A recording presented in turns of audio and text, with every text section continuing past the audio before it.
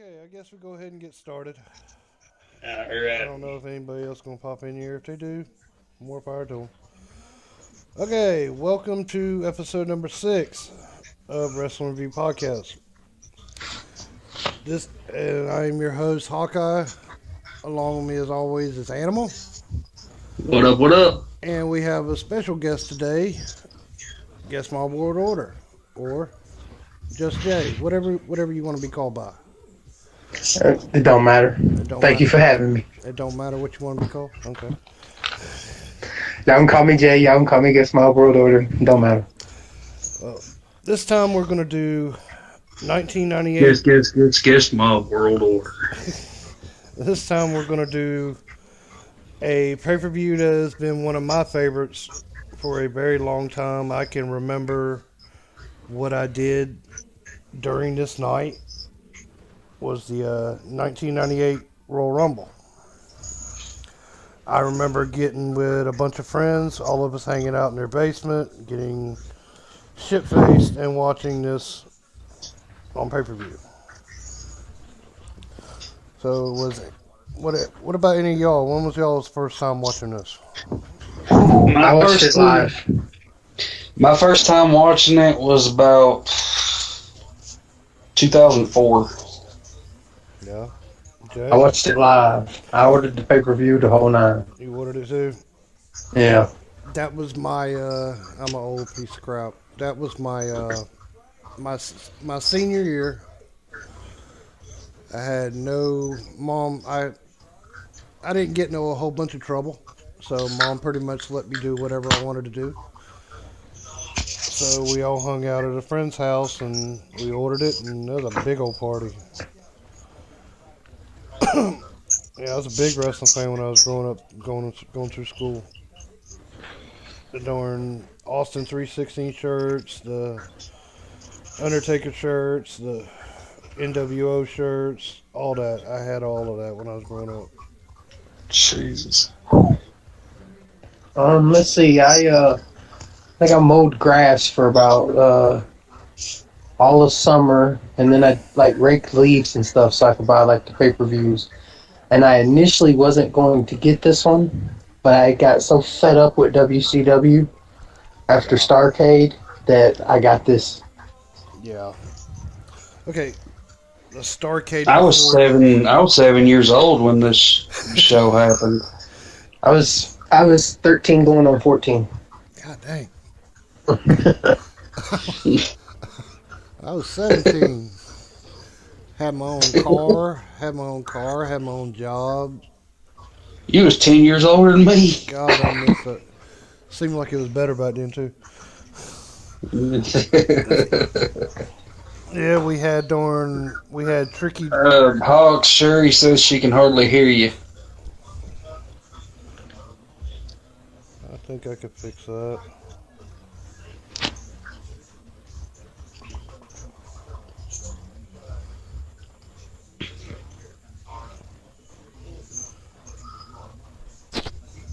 What about now?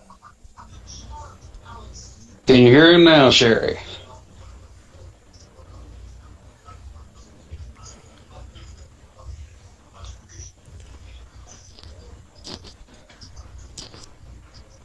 That's bad because I'm freaking screaming in the mic. Sherry! She probably ain't even listening. Probably not. Probably not.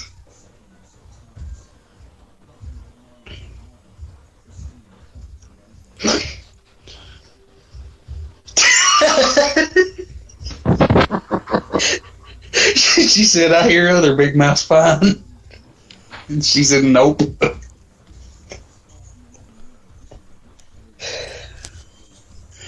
So you can't hear me.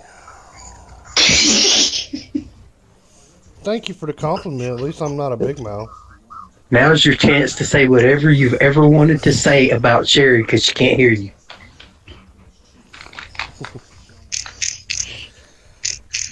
I can't be that mean to her. I'm mean to her enough.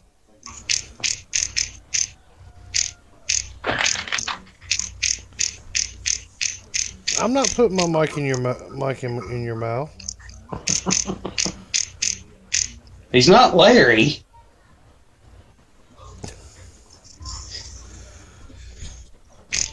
Oh, I'm sorry. If you can't hear me, just turn it up.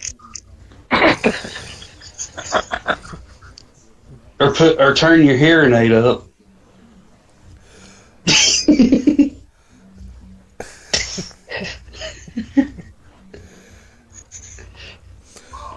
Okay. Okay, where am I? Damn it! All right, so can I ask y'all a question? Yeah, go ahead, man. Yo, Did y'all watch the build up to this Rumble? So did y'all watch like Austin go on his escapade of beating everybody up for the weeks leading up to the Rumble? yeah, I watched it. I watched it back in the day. Because Like the I remember that vividly. Yeah. last time I watched it was like a couple months ago. Yeah, I'll do that every now and then. I'll get on there and I'll go up to the Raws in between. What was the pay per view before it? Or was In it Your DX, House, the the Generation DX. X. Yeah. Yeah, I'll go up between that. Sometimes when I'm bored, watch the old Raws. Of course, they cut a lot of it out. Yeah, see, my stuff on VHS, it's Yeah, uncut. it's uncut.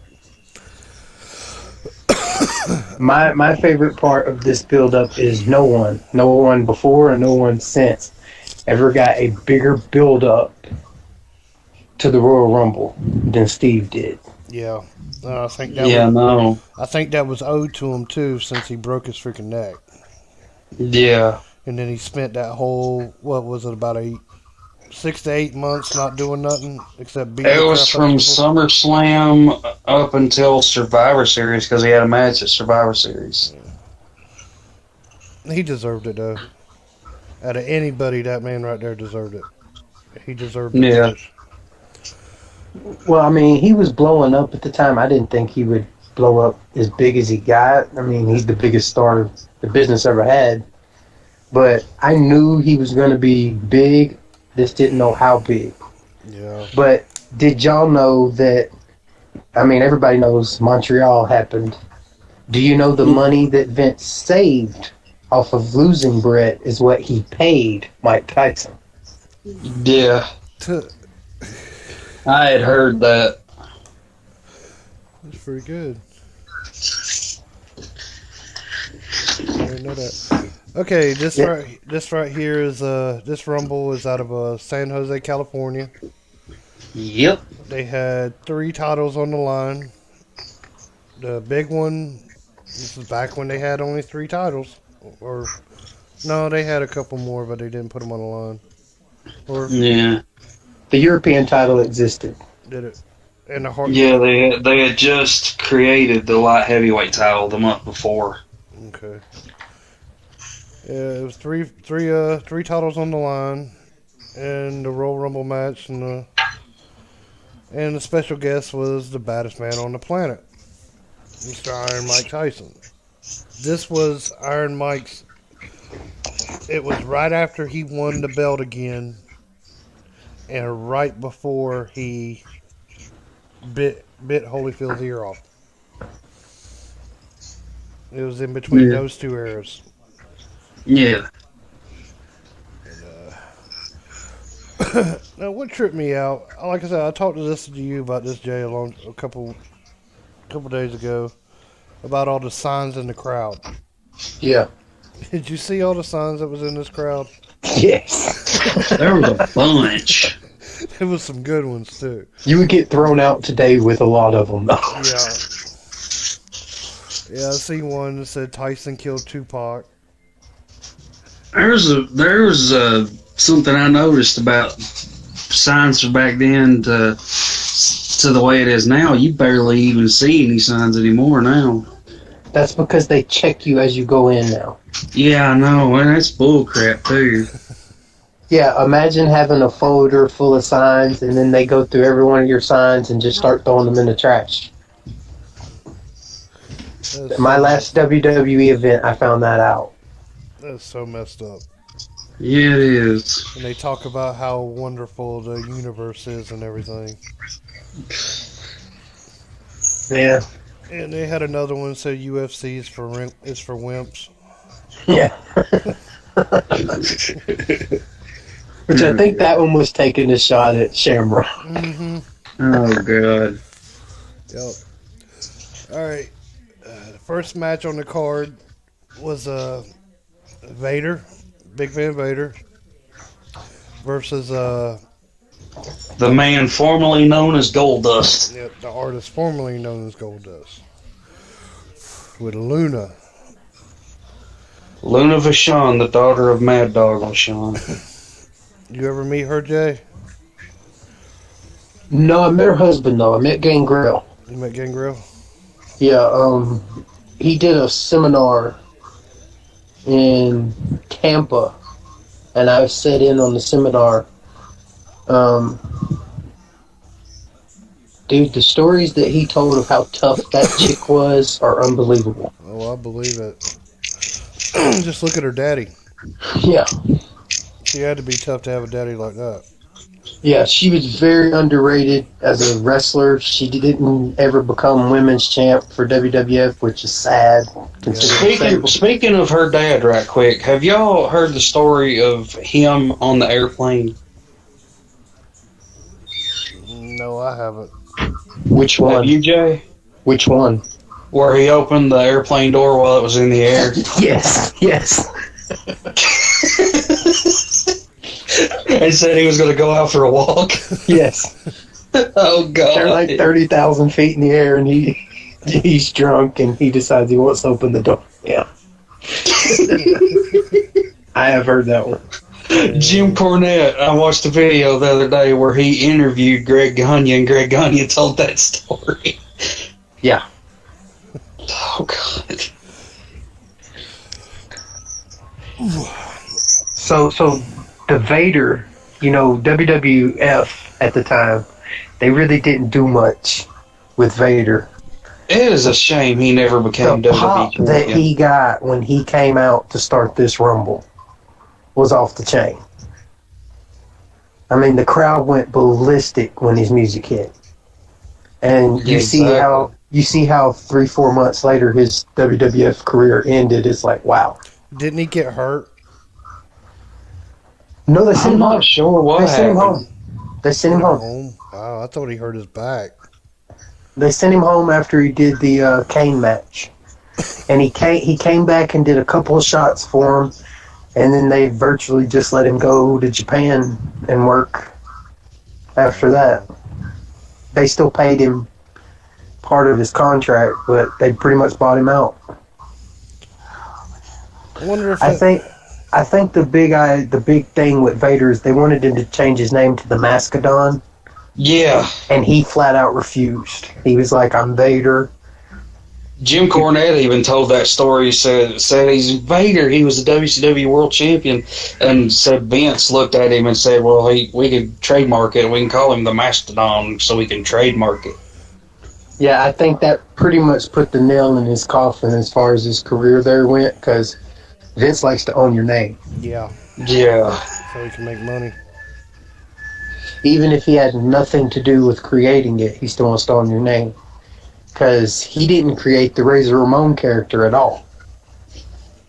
Scott Hall literally went in there and they pitched him being a cowboy. That's two people that is a shame that they never became WWE champion. Was Razor Ramon and Vader. I think Vader was actually designed to become champ in '96 when Sid became champ, but Shawn wasn't in the right frame of mind back in those days. Well, from what I had heard, when they did the Survivor Series match with Shawn and Sid at '96, that match was originally supposed to be Shawn and Vader. It was, And but Vader Shawn was supposed to be refused the to one do beat it. him. Yeah. Shawn refused to do it because they had gotten to it during their match in SummerSlam. Because I think Vader was gonna put some potatoes on his head.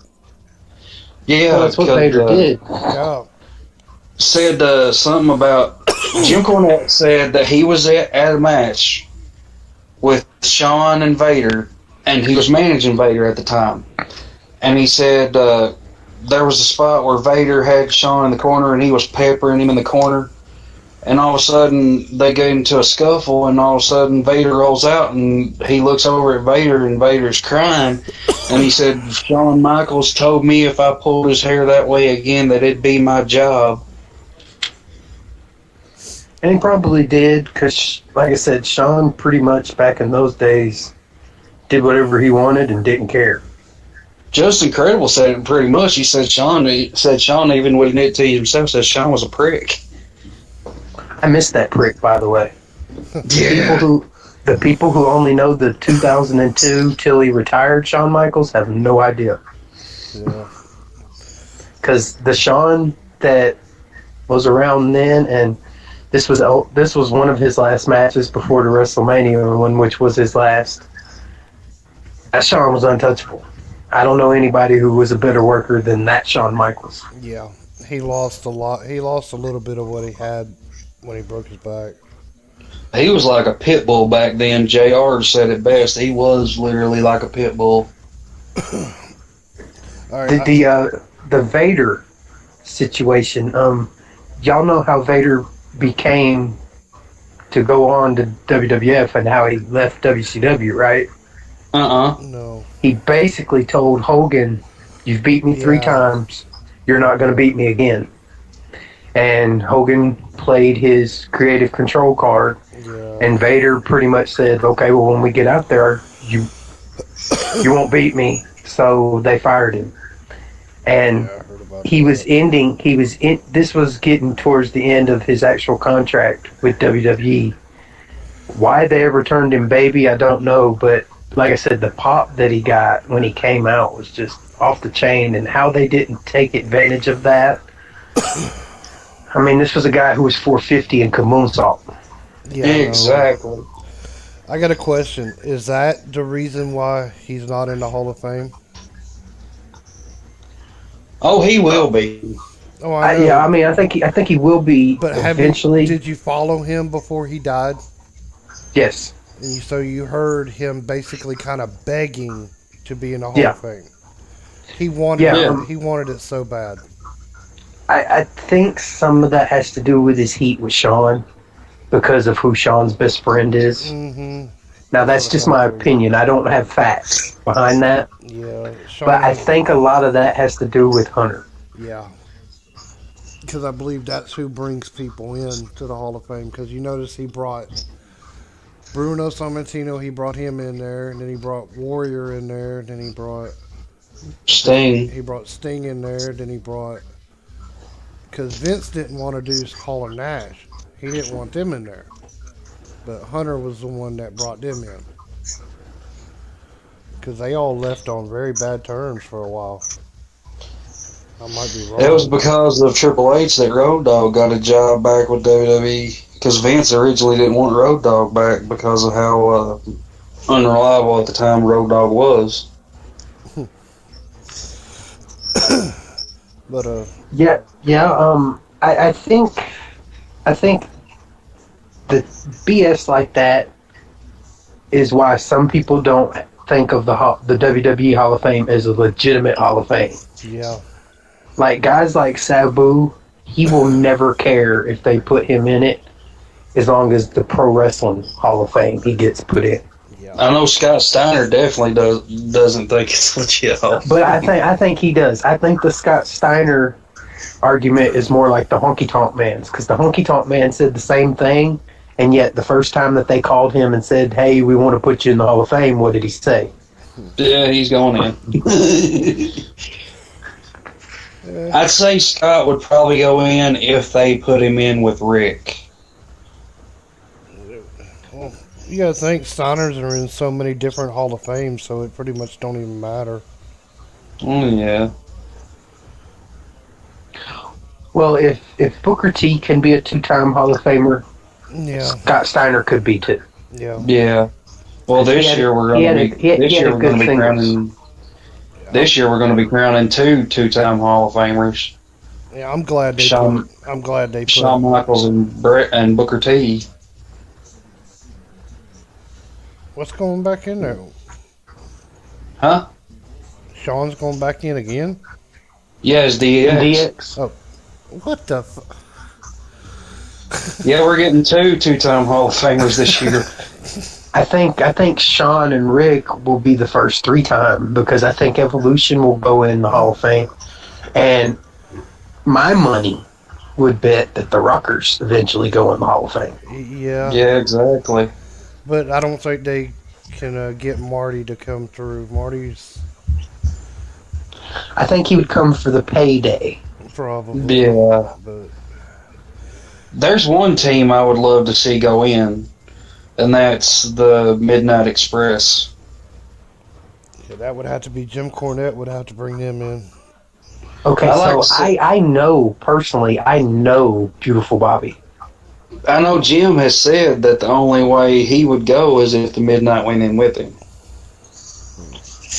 I know Bobby is willing to do it.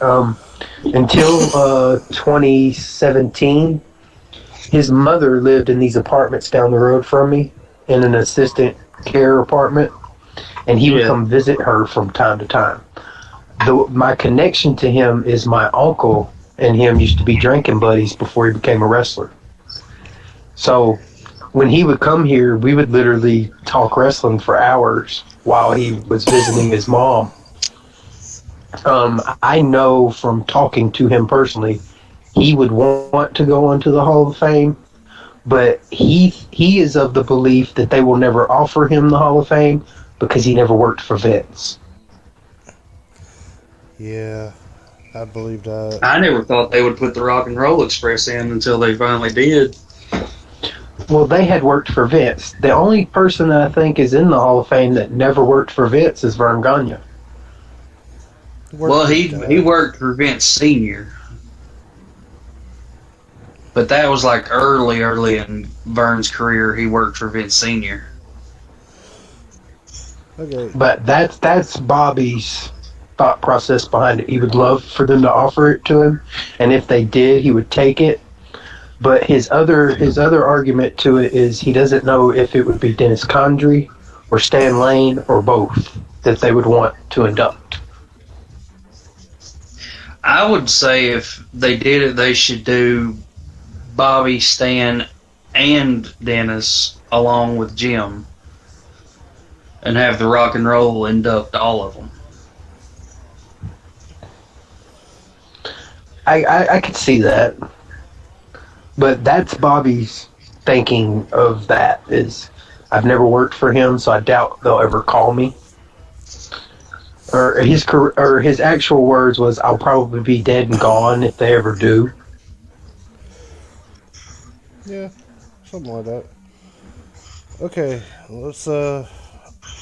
What do y'all think about the first match? It was a great opener. Great opener. Yeah, it was. I mean, you want to start off a pay per view, especially you want to start off hot, Yeah, and this was like a WCW main event yeah, 3-4 years prior. it was. So these two guys had great chemistry together.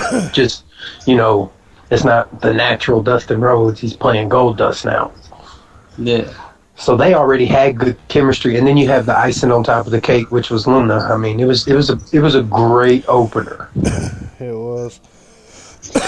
Goldust did this a lot when he would put somebody up on the turnbuckle. He would kiss them Yeah. just to Oh mess with their God. mind. And I actually think that kind of pissed him off a little bit. Because I'm serious. I think he actually did put a potato upside his head that time. When he clotheslined the shit out of him. Oh yeah. Oh, good God. But that's how he always did it to Dustin. They always had matches when he clotheslined him and he did that flip. That Yeah. ain't the first time they've done that. I think what they usually would do when you're with somebody that you've been in matches with constantly over the years, you take different spots from each one of those matches and you try to make a good match with it. And I think that's what they did. Well, this was still in the era where they had some control over what they did in the ring. Yeah, I think they called it. They called it as they went. I don't think that match was scripted. Yeah, yeah. I mean, maybe the finish was, Yeah, but I but that think would have been it. yeah, I think Hey everything else was. Jay, Yeah. Sherry said, "Tell your hoes don't text. You're busy right now, Jay." Well, tell her not to text me then. Yeah, the that bump at the end when Vader hit Oh him with the God, Vader that bomb. was Luna smacked her face. Yeah, she did. She hit her face She on smacked the the crap out of it. canvas. Yeah, that had to. Oh good God, God, it had that to have looked rocked her. brutal. Yeah, it had to have rocked her. But he did that, and Vader got to win with a, like you said before, a very good pop. Yeah, and that crowd was hot for him too. I mean, Yeah, no, I don't. even later on when he came out for the Rumble, Yeah, they popped for him there they too. they they they popped big for him then. I mean, obviously nobody got the Stone Cold pop, and it wasn't a Road Warrior pop, but I mean, he had the third loudest pop of the night. Yeah. So that first match goes to Vader, and then right after that they went backstage, and they watches Steve Austin pull up in his truck. He did that to a lot of vehicles that he had. They just slapped a bunch of stickers on it, Yeah, and then they give it away. That wasn't no reg. That was just a regular beat up little truck. It was just a that they could regular truck. write off at the end of the year. Yep, that's what Vince They did did. the same thing in WCW with motorcycles and race cars and stuff. Yeah, WCW went a little farther. They actually bought a race car, Yeah, and it actually ran. I They know at the ran it. NWO pay per view they gave away a motorcycle. I think. I think it was a motorcycle. They probably did. I don't know. I can't remember who actually built it. I know it wasn't a Jesse James or nothing like that bike. Because I don't think any of them had that. I don't even think Hogan's got it on Jesse James' bike. I don't know. I think Goldberg Goldberg does. does. Goldberg does, yeah, because I watched him have it built. I remember that episode. That bike was badass. I don't know if he. I mean, I know he still rides. I just don't know if he collects anymore. But at one time, Undertaker had a badass bike collection.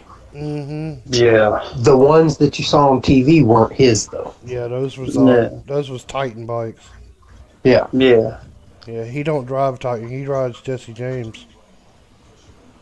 yeah. He's more of a Harley or custom guy. Straight pipes, all that. Yeah, Yeah. I've seen his bikes. Those are. He's got some nice ones. Okay, match number 2. This was what Sherry wanted. Yep. This is her favorite kind of match. The Oh, I got the names wrote got down the here in names? case Okay. anybody. the Hold on. Max. I'm gonna go off my memory. Let me see if I can get it. Max Mini, Nova, Yep. Yep. Mosaic, Mosaic. Mosaic, El Torito, Tarantula, and I'm blanking on the last guy. But this is just Battalion. off the top of my head. Battalion. Yeah. Okay, 2 of those guys still work today. Max Mini and Tarantula still work in AAA. wow, I didn't know Dang. that. So this match right here, it was a kind of like it was a comedy match, and Yeah. the match itself, it kind of didn't. It was good and all, but I got more out of listening to Jerry Lawler. The Yeah. jokes, the short jokes. The short joke. Hey Washington, what's up? Hey Andre, how you doing? And it was pretty cool what he did, all the stuff that he said. Yeah, I actually ripped one of his jokes off on Sherry when we were playing cards. She's so short she could play hockey on the ice cube. Yeah, that's one of them that I got written down. I think he said Max Mini could be a security guard at a Roach Motel. Yeah. And he said he gets a lot of exercise running in the hamster cage wheel, in the hamster wheel. And then he was only ripping on that one kid, on that one guy over and over and over There again. was one he did where it was involving Max Minnie and Sonny. He said, "Yeah, they could have a kid together, so Max Minnie can have somebody to look up to." Yeah. Then he said he's going to use the purse to buy him one of those brand new Matchbox cars. Then he said tried to commit suicide by jumping off of a curb. Yeah, I've used that one on Sherry too. Yeah, Sherry said, "Ha ha, asshole." I like. I got some short jokes. So short you can walk under the door with it shut. I like that yeah, that's just something that I miss that a lot in WWE now or any wrestling. The one. Well, little nobody has jabs. that kind of comedic timing because they're trained to speak a certain way and to be professional now. Yeah, Whereas like Bobby Heenan, Roddy Piper, King, they're naturally yeah. funny people. They just So went they're gonna well. they're just gonna Especially naturally be Bobby. fun. Oh yeah, Bobby could have been a stand-up comedian if you wanted. Jerry probably could have too. Yeah.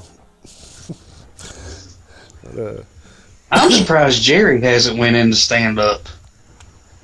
I'll tell you somebody who would As probably much as shock you for which wrestlers he have went was. into stand up, I think Jerry should have went in. I think Kevin Nash should. Yeah. Kevin Nash is funny too. yeah. But yeah, it wasn't a match like they would put on in AAA. But these guys went out and they had pretty much a comedic match, and they showcased some lucha, as much of it as Vince was going to allow. Yeah, no, Vince didn't like. They kind of. I don't know what it is now with the cruiserweights and all that. It don't seem believable anymore. And I know, like you said earlier, I know it's not. I know it's. What is the word? What'd you say the Cre- word was? Creative freedom.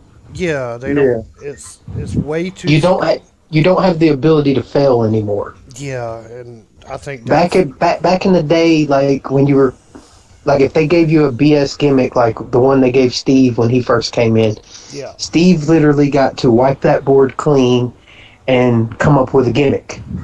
Yeah. Because hey, I'm not a Because he ringmaster. went up, because they gave him the gimmick of the ringmaster, and he just went up to Vince and said, "I'm not the ringmaster."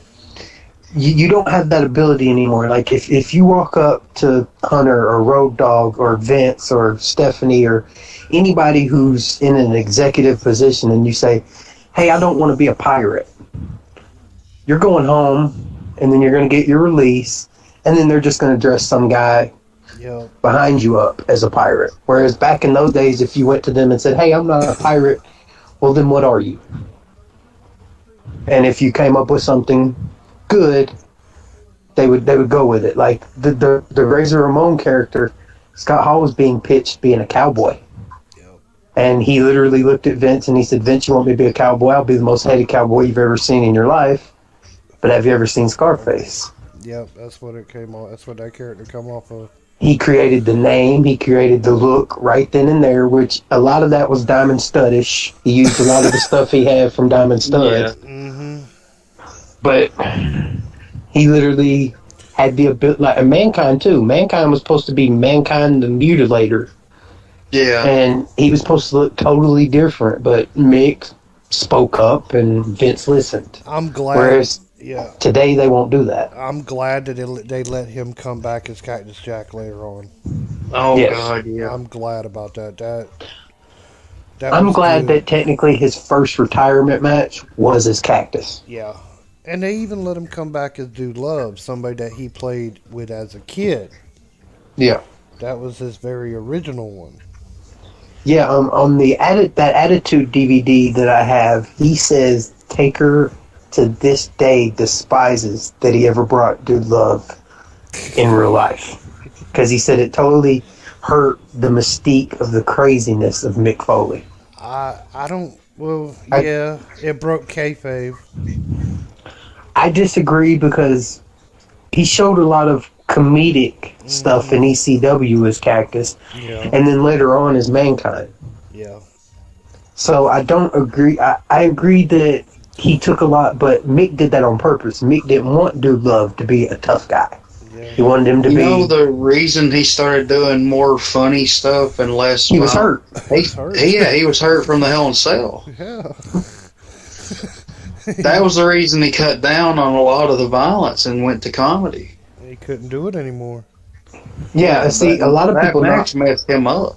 a lot of people knock Steve for his WWF career, but what they don't understand is he had to change and just punch and kick a lot because there was a lot of stuff he couldn't do. Yeah.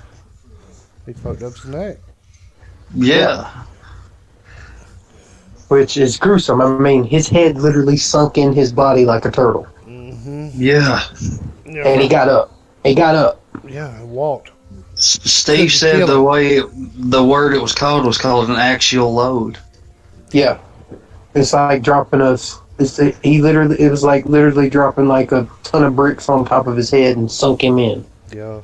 He said the way it felt was like it felt like a big gong. Well, my very last match is when I figured out what was wrong with me. And I can tell you, during that match, I was seeing black spots. And I just assumed I got hit a little too hard and maybe was concussed. I thought I was fine, though, because it was still, the lights was on, but nobody was home type scenario. Yeah. But when I went out, I remember just nothing except hearing like a gong sound in my head and then lights out. So I get what he's saying, but I can tell you because of how many concussions I caught in wrestling and in football too, by the way. Sometimes you're out and you don't know it, and it's because of the concussion test that they give you when they're asking you questions. You memorize that shit. Yep. So it's like you memorize your name, your address, who the president is. So when they ask you that, you can answer it. You can go back into the game. Yeah, That happened to me because my last year. you don't want to go to the bench. You want to be in, or you don't want to go to the back. You want to stay in the match. Yep. Yeah, what ended my little football career, I didn't have no big one in school or nothing like that. It was just 2 years in high school. My stepdad, he was like in his 30s at the time. He grew up in West Virginia, not too far from Andrea. And he told me when you're down on the line, because he did this in school. He got me into dipping.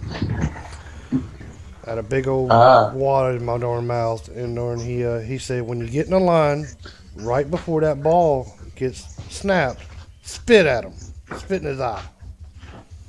I took a big old loogie and I spit in his freaking eye. That didn't work out too good. By the time he came back from the bench, the very next play, that motherfucker chop blocked me so hard.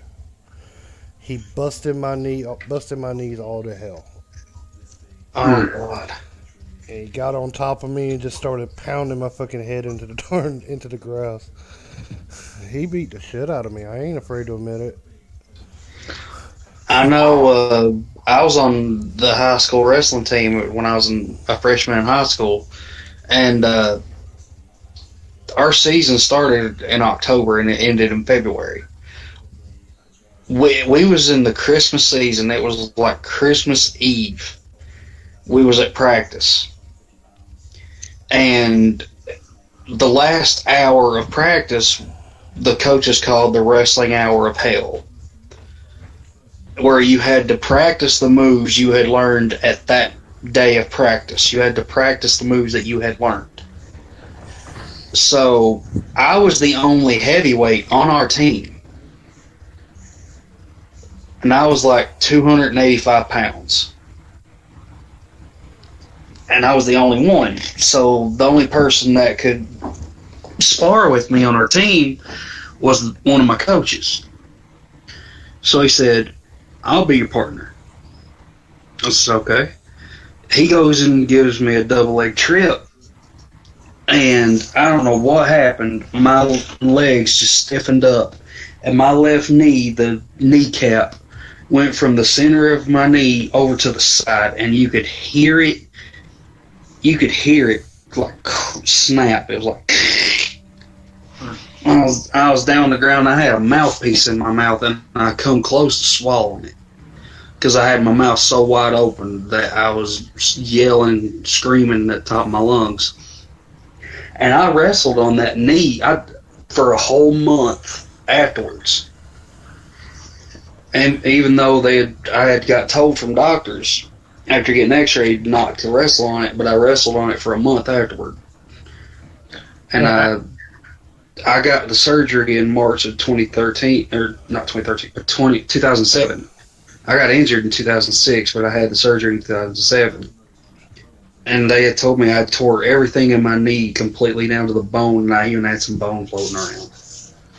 yeah. I have no cartilage in my right knee, Yeah, neither do so I. like the only surgery for that is plastic kneecap, and that'll be whenever I decide to do it. I never got knocked out in football, even though I did get concussed in football. But I was knocked out 3 times doing wrestling, and then the last one being the one that ultimately ended me. But that one, I wrestled for 2 years not knowing I was messed up because I literally got cracked in the head and got my skull cracked and didn't know it. I just thought, I'll be all right. I got a couple of days off. I knew I was concussed, but like we said earlier, I just wanted to get back in. So I wrestled 2 years in a state where what ended up happening to me could have happened at any point.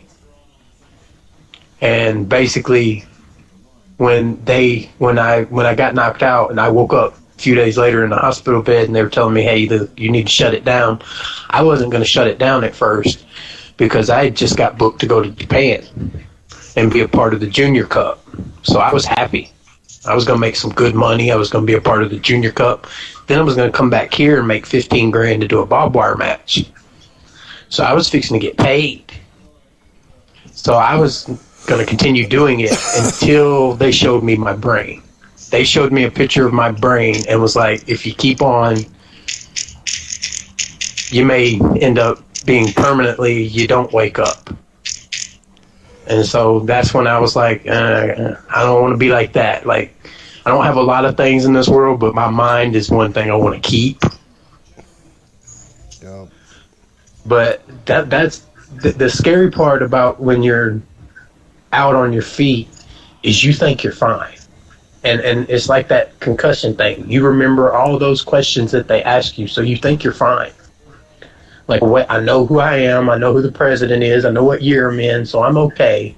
I just got my bell rung. I'll be all right. But then continuing and doing more violent things to yourself while you're in that state is very scary.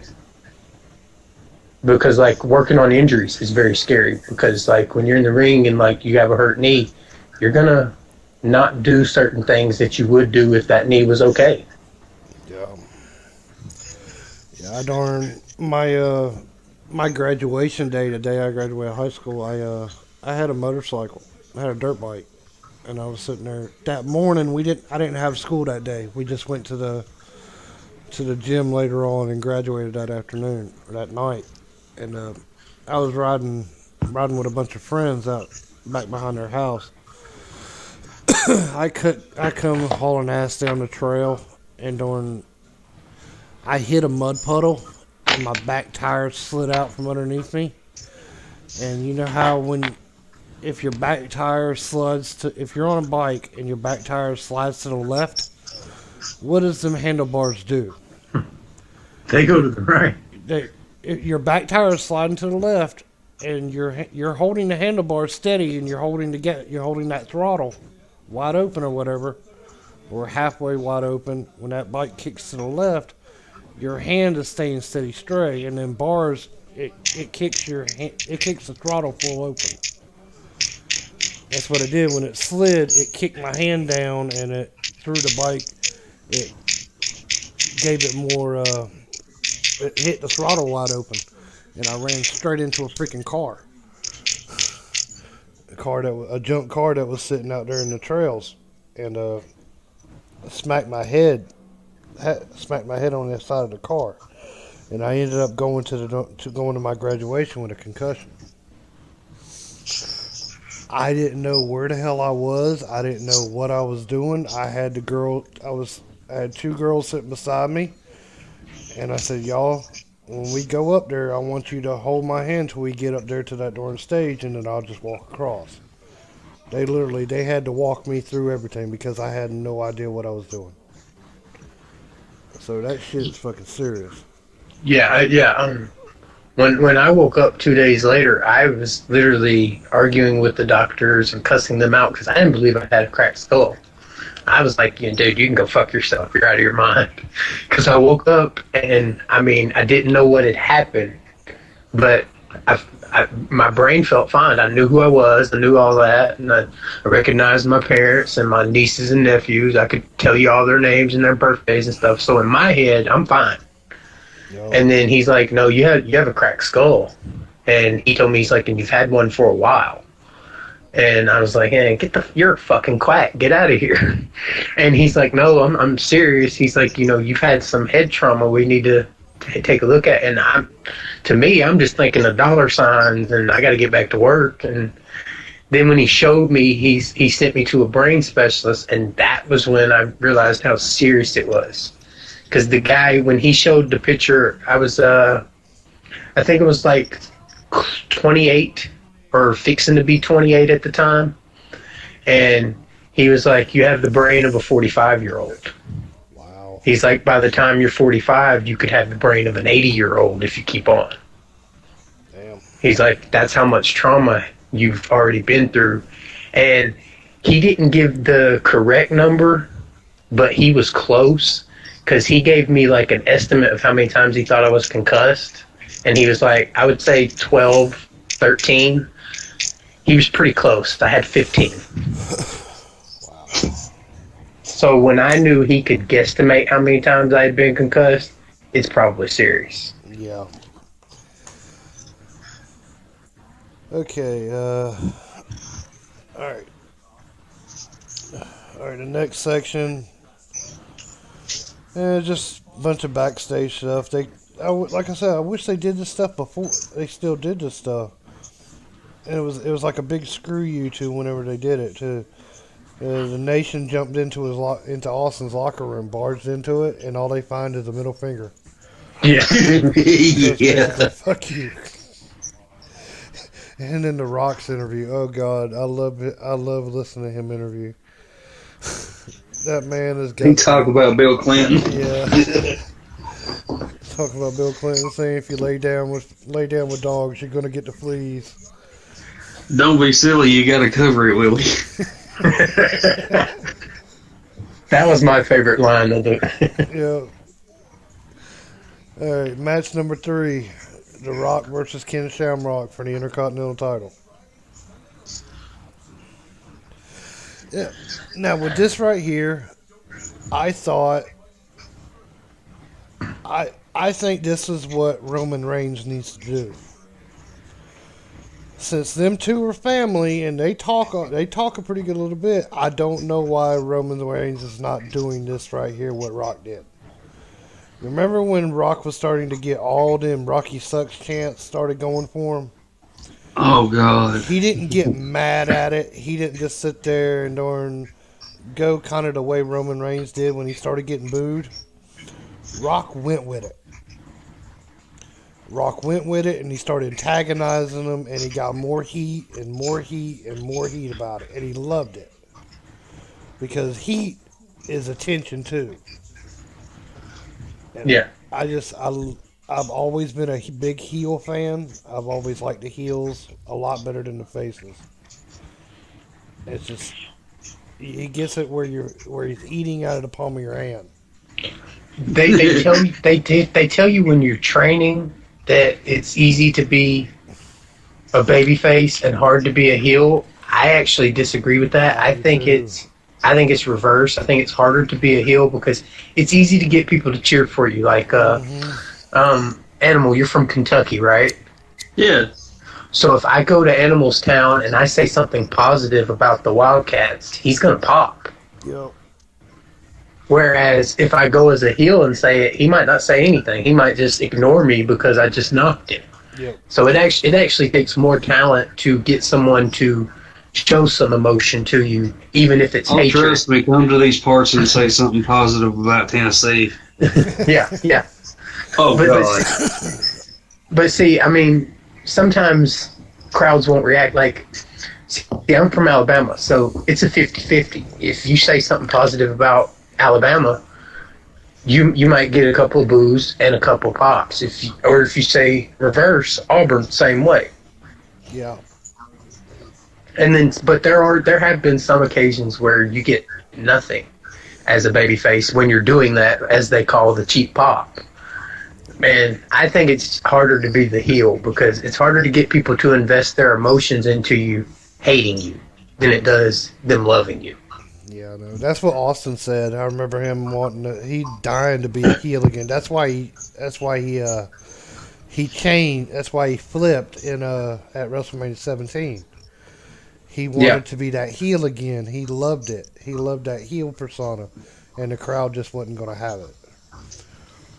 Because Which, Yeah, I speaking of mean, WrestleMania 17, tune in next week. We will be reviewing that. yes, yes, sir.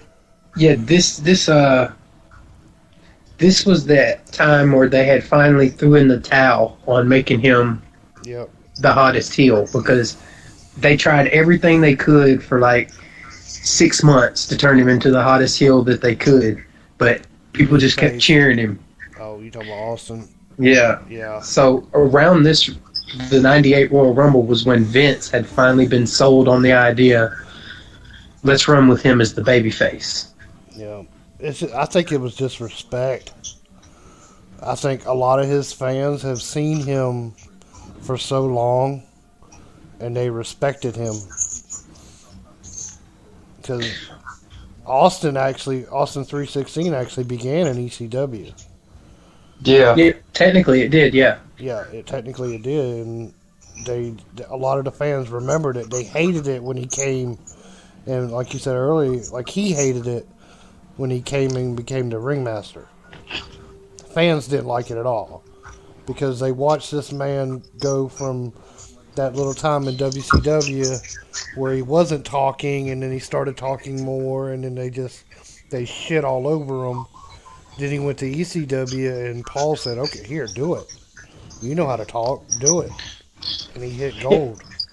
And that was one of the things Paul was such a genius at. Is Yeah. Paul could tell what you had in your brain just by talking to you. He would get into your head and figure out, okay, what makes you tick as a wrestler? And then he could use that to hide the bad parts that you had. To where when you went out in front of a crowd, the crowd wouldn't notice that you were bad in anything. Yeah. But if you go back to like '93, him and Brian as a tag Oh team, yeah. they were so entertaining, and they weren't supposed to be. They were just supposed to be mechanics. Yeah. And once they got over, they got their legs cut out from under them because how dare you get over? We didn't put y'all together to get over. We put y'all together so we could beat y'all every week. Yep. That just goes to show how good those two actually are. And if you look at it, it was the first time in both of their WCW careers where they actually got a mic put in front of their face and got to talk for long periods of time. Yeah, no. They didn't want him to talk. They didn't. They didn't. I guess they didn't know how to use him. They didn't think he was good enough. I guess. Well, WCW never knew how to use any talent. I mean, look at some of the biggest stars Vince had. They all share something in common. They came from WCW. The only person that there's only a handful that didn't come from there that went on to become big stars after the '80s rock and wrestling died. I mean, because Shawn and Brett were built there, but Diesel came from WCW. Razor came from WCW. Steve, Triple H, Mick Foley, they all came from there. Yeah. And Vince was a Road genius Dogg came because from WCW too. yeah, all the Armstrongs did. Yeah. But Yeah. where Vince's genius comes in is he would get those guys and then he'd hand a Rock to him, or he'd hand a Kurt Angle to him, and then he'd get that guy over Yeah. while getting them over. That's the difference between the two of them. One was a television company that did wrestling, and the other was a And one of wrestling them was a company wrestling company. that did television. Yep. That's the biggest difference in between the two. Not saying that WCW didn't have good matches, because they did. Oh yeah, in the Yeah. '80s, they had way better matches than WWE. Oh yeah. They just didn't. Their rivalries were off. I mean, the Ricky Steamboat, Ric Flair rivalry, the Terry Funk and Ric Flair rivalry The Sting Invader. yeah. I mean That but they didn't know how to capitalize on that stuff. Yeah, Whereas Vince would capitalize on it. yeah. Sting Invader could have darn headline WrestleMania after WrestleMania. I think Sting and Rick Rude could have too. Yeah. Same Yeah, Rick Rude and Ricky Steamboat. Yep. Okay.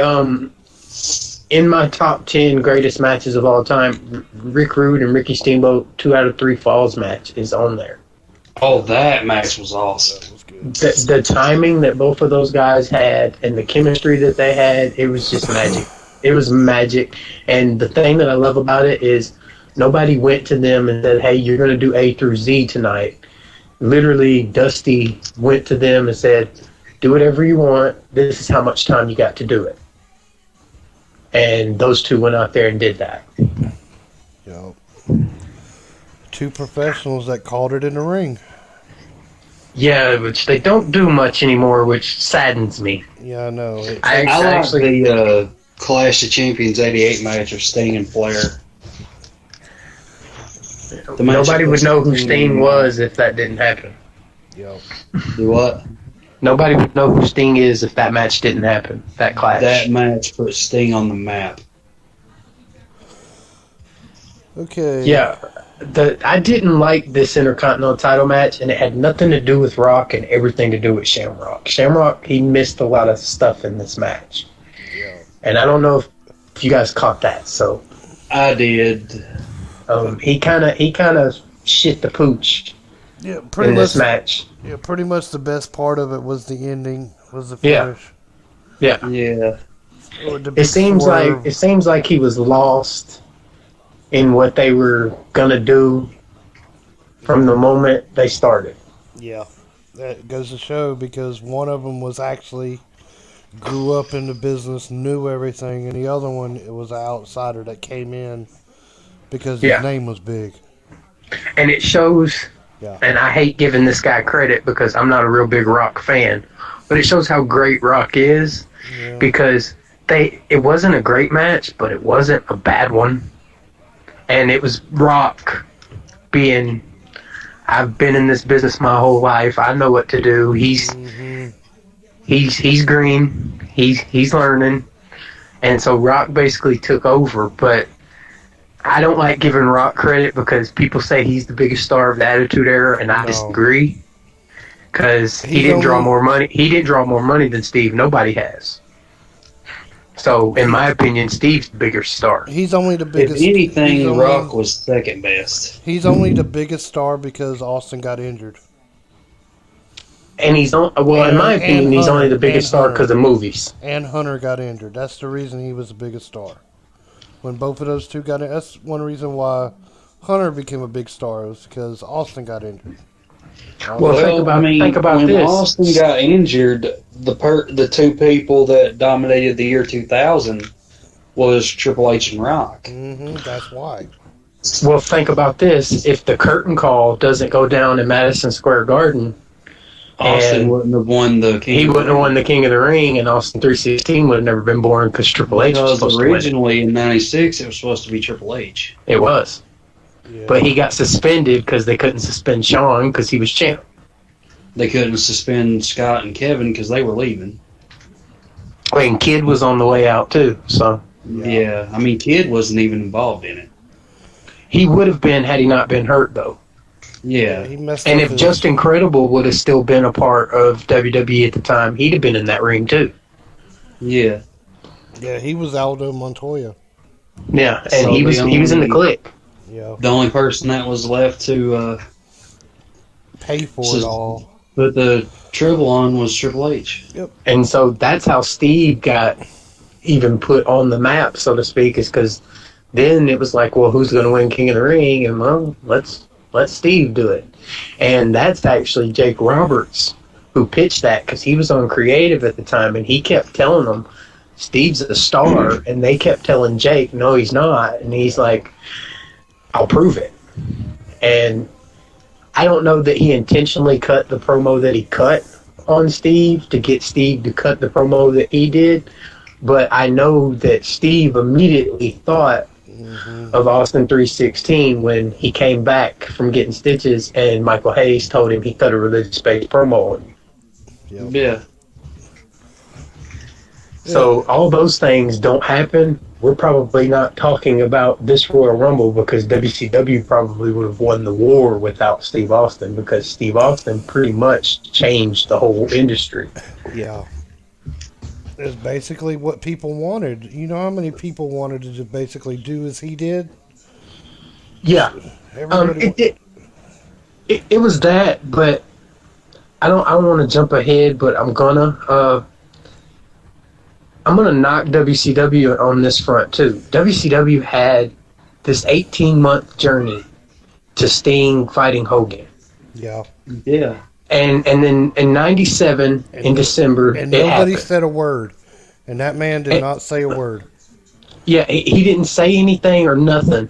And they had this great fucking moment where Sting took the belt from him. Mm-hmm. And then the reason I think WWF turned the corner, even though I think they had a better show for about 6 months before ratings started showing it, but the reason I think is if you go to February, not only is Sting not the world champion, but he's in like a tag match in like the third or fourth match of the pay-per-view. Yeah. But who's the world champion? The guy that he just chased for 18 months. Yeah, no, I didn't understand that either.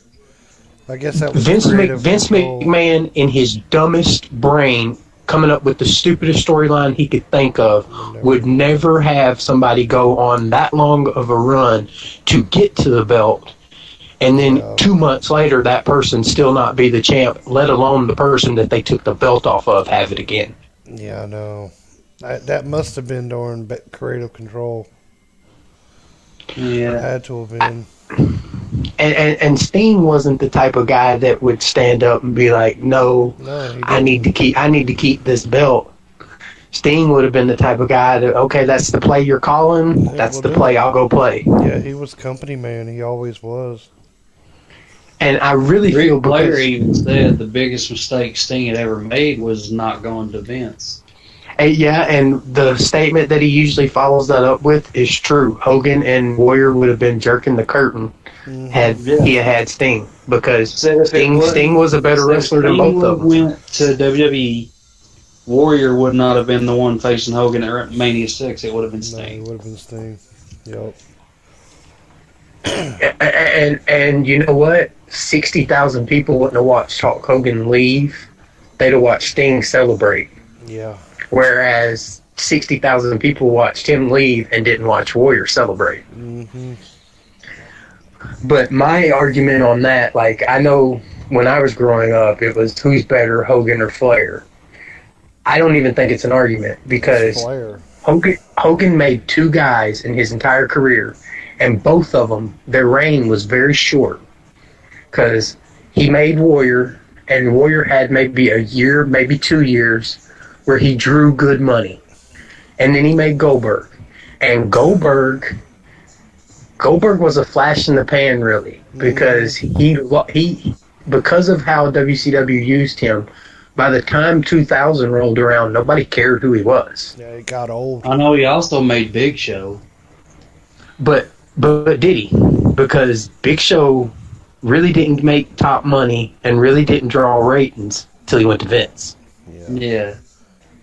Well, And I believe people like Undertaker. I believe like people like Undertaker and Kane made Big Show as opposed. I mean, Hogan put him over and made him champ at his first match. I'll give him that. But all the stuff that he taught him how to do didn't get Big Show anywhere. Yeah. I know Big Show has said the only two people he considers mentors in the business were Undertaker and Arn Anderson. Oh yeah, Because those were the two guys who literally didn't have their ego sitting on their shoulder, and I'm only going to teach you this amount. That way, I can always beat you. Yep, creative control. Neither one of them cared. Yep, they just wanted to make money off of them. Yeah, and see, like that's why when everybody went crazy when the streak ended, Undertaker didn't care. Yep. As a matter of fact, what y'all are reviewing next week, Triple H was supposed to break it. Mm-hmm. And it was Triple H who said no. Because at WrestleMania 17, he was supposed to be Undertaker. In 2004 at WrestleMania 20, they wanted Kane to break it, and Kane said no. Yeah, 17 they wanted Hunter to, and Hunter was like, no, he's undefeated. He needs to stay that way. And he's like, I'll beat him next month or I'll beat him the month after, but I'm not going to beat him, especially Houston's his hometown. Yeah.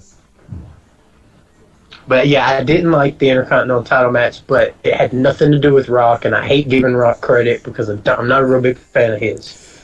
Yeah, the thing that I got most out of this match, and it wasn't even a match. It was something Jerry Lawler said to King. I'm gonna go back to this. He looked at JR and said, "How the heck do you remember all this technical stuff? All I can remember is Sable and Sonny's bra size." Oh, Yeah. God. Yeah. That was to me that was the most entertainment part of the match. Was because Yeah. them two talking. I'm not dissing any of them. It's just one person can't run the whole show. Yeah. Well, Joey Styles could, Yeah. Yeah. but that's different. Okay. Yeah. The ending of it was the best part. The swerve. Yeah. When he smacked. Yeah, I did like the ending. Yeah, when he smacked him with the knucks and then pushed it down his tights. Then he found that. Then the ref searched him and found the tights, and then Yeah. he reversed the decision. Okay. But other than that match was Yeah. So, Now, if it would have happened 2 years later, it probably would have been 10 times better because I'll give Shamrock credit. He did become a decent worker yeah. when he wanted to be. Yeah, he got better. He got better over time. Okay, match number 4. Animals team, LOD versus New Age Outlaws. That's my team too. Oh, what a rush. Both y'all's team. I love the Road Warriors. This was, I believe this, I think both of them, they kind of knew they needed a break for a while. And I think this match was the match to give them a break. Because I believe after this, didn't they stay away until Mania? They had a couple matches, and then they ended up getting in a big brawl on an episode of Raw sometime after this. Yeah. And then they stayed away until Mania when they came back as LOD 2000. Yeah. But basically what this was the beginning of the end of their run because Vince was still held a lot against Hawk. By the way, Hawk left. Yeah. And him and Hawk weren't getting along at the time. So they punished him. And he took it. He even played a drunk on television to let people know that's why he left in the early 90s. Yeah. That was all shtick. Some people to this day believe that was real, but it wasn't. A lot of people believe it was real when he did the thing where he fell off the Titantron. Is that why Yeah. they left? Is that why they left after they won the belts at SummerSlam that one time? What had happened was Survivor Series Hulk- later. Hulk was a partier. Yeah, I knew that. And sometimes when the party was supposed to be over, he didn't want it to be. Yeah. And so he had met the version of the Hells Angels out there in the UK. And he basically decided after SummerSlam he was going to go riding with them for 6-7 months instead of going back to work. So he basically quit. Huh. And went and got gored out of his mind for however long it was. And then when he would he would pop up as a singles person, but that's because him and Animal were beefing because Animal kind of felt like you left me, and he kind of felt like you should have came with me. But I know he Animal got they mad at Hawk because he went to Japan and didn't offer to take him with him. yeah, Hey, and can y'all? he didn't Hey, y'all, hold on one second. Can y'all keep it going for a little bit? I gotta go use yeah the bathroom. yeah All right. yeah. So he basically went over to Japan, and Animal had got hurt in his last WWF match, and Animal was recovering from that. And It so was in the act with the Beverly Brothers, wasn't it? yeah, yeah. And Animal wanted him to wait, but Hawk wanted to make the money now. And Animal's beef was, is he still used the Road Warrior name? He's like, you could have been in a tag with the guy, but you didn't have to say the new Road Warriors, which I think is what they were called. But all of that, the 92 stuff started resurfacing around mid 97 because Hawk wasn't off drugs. And he started showing up messed up. But the thing of it is they were on edge because, I mean, Hawk was one of the jet tough guys, and you didn't want to piss that guy off because not too many people could control him if he decided to snap. So a lot of his beef with Vince was through people, through like a Pat Patterson, a Michael Hayes. And so basically the way they got him to agree to it is, we'll send you off, but we'll still pay you the rest of your contract. That's why it took Animal so long to show up in WCW, because he was still getting paid. But they graciously did it, and they knew they were going to get a tag run out of it. So that's what happened. I like this match because I like that Billy Gunn hated working with Hawk and Animal because of how stiff they were. And they were extra stiff with him in this match. And I think it's probably because he was very vocal about not wanting to work with them because of how stiff they were.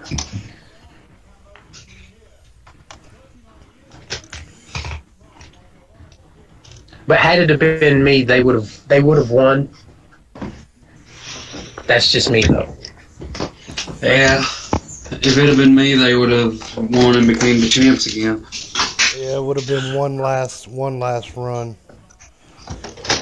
I wish they would have got one last run with Sonny as a manager when they came back. They were supposed to, from what I had heard. Okay. Yeah, they were, and then that's when Hawk decided we're not going to renew the contract, and then that's when they sent him home. They came up with, okay, we'll do this storyline, and then you'll go home. We'll pay you the rest of your just to sit at home, which was probably the worst thing that could have happened to a guy like Hawk at the time. I mean, look what it did to Scott Hall when he got sent home. If you get sent home and you still have a drug problem, well, now you're at home, you can do more drugs. Yep. Yeah, exactly. Whereas at least when you're still on the road, you have to stop doing drugs at some point in time to go work. But I did. I liked the match. I liked a lot of the stuff that they did in it. I mean, Hawk and Animal were very stiff in it, but that's who Hawk and Animal were. Yeah, they've always been that way. I do think the prettiest slam always goes to Animal. Yeah, the power The slam. big power slam, the spinning power slam. I can't remember what the actual name of it's called. Yeah. Yeah.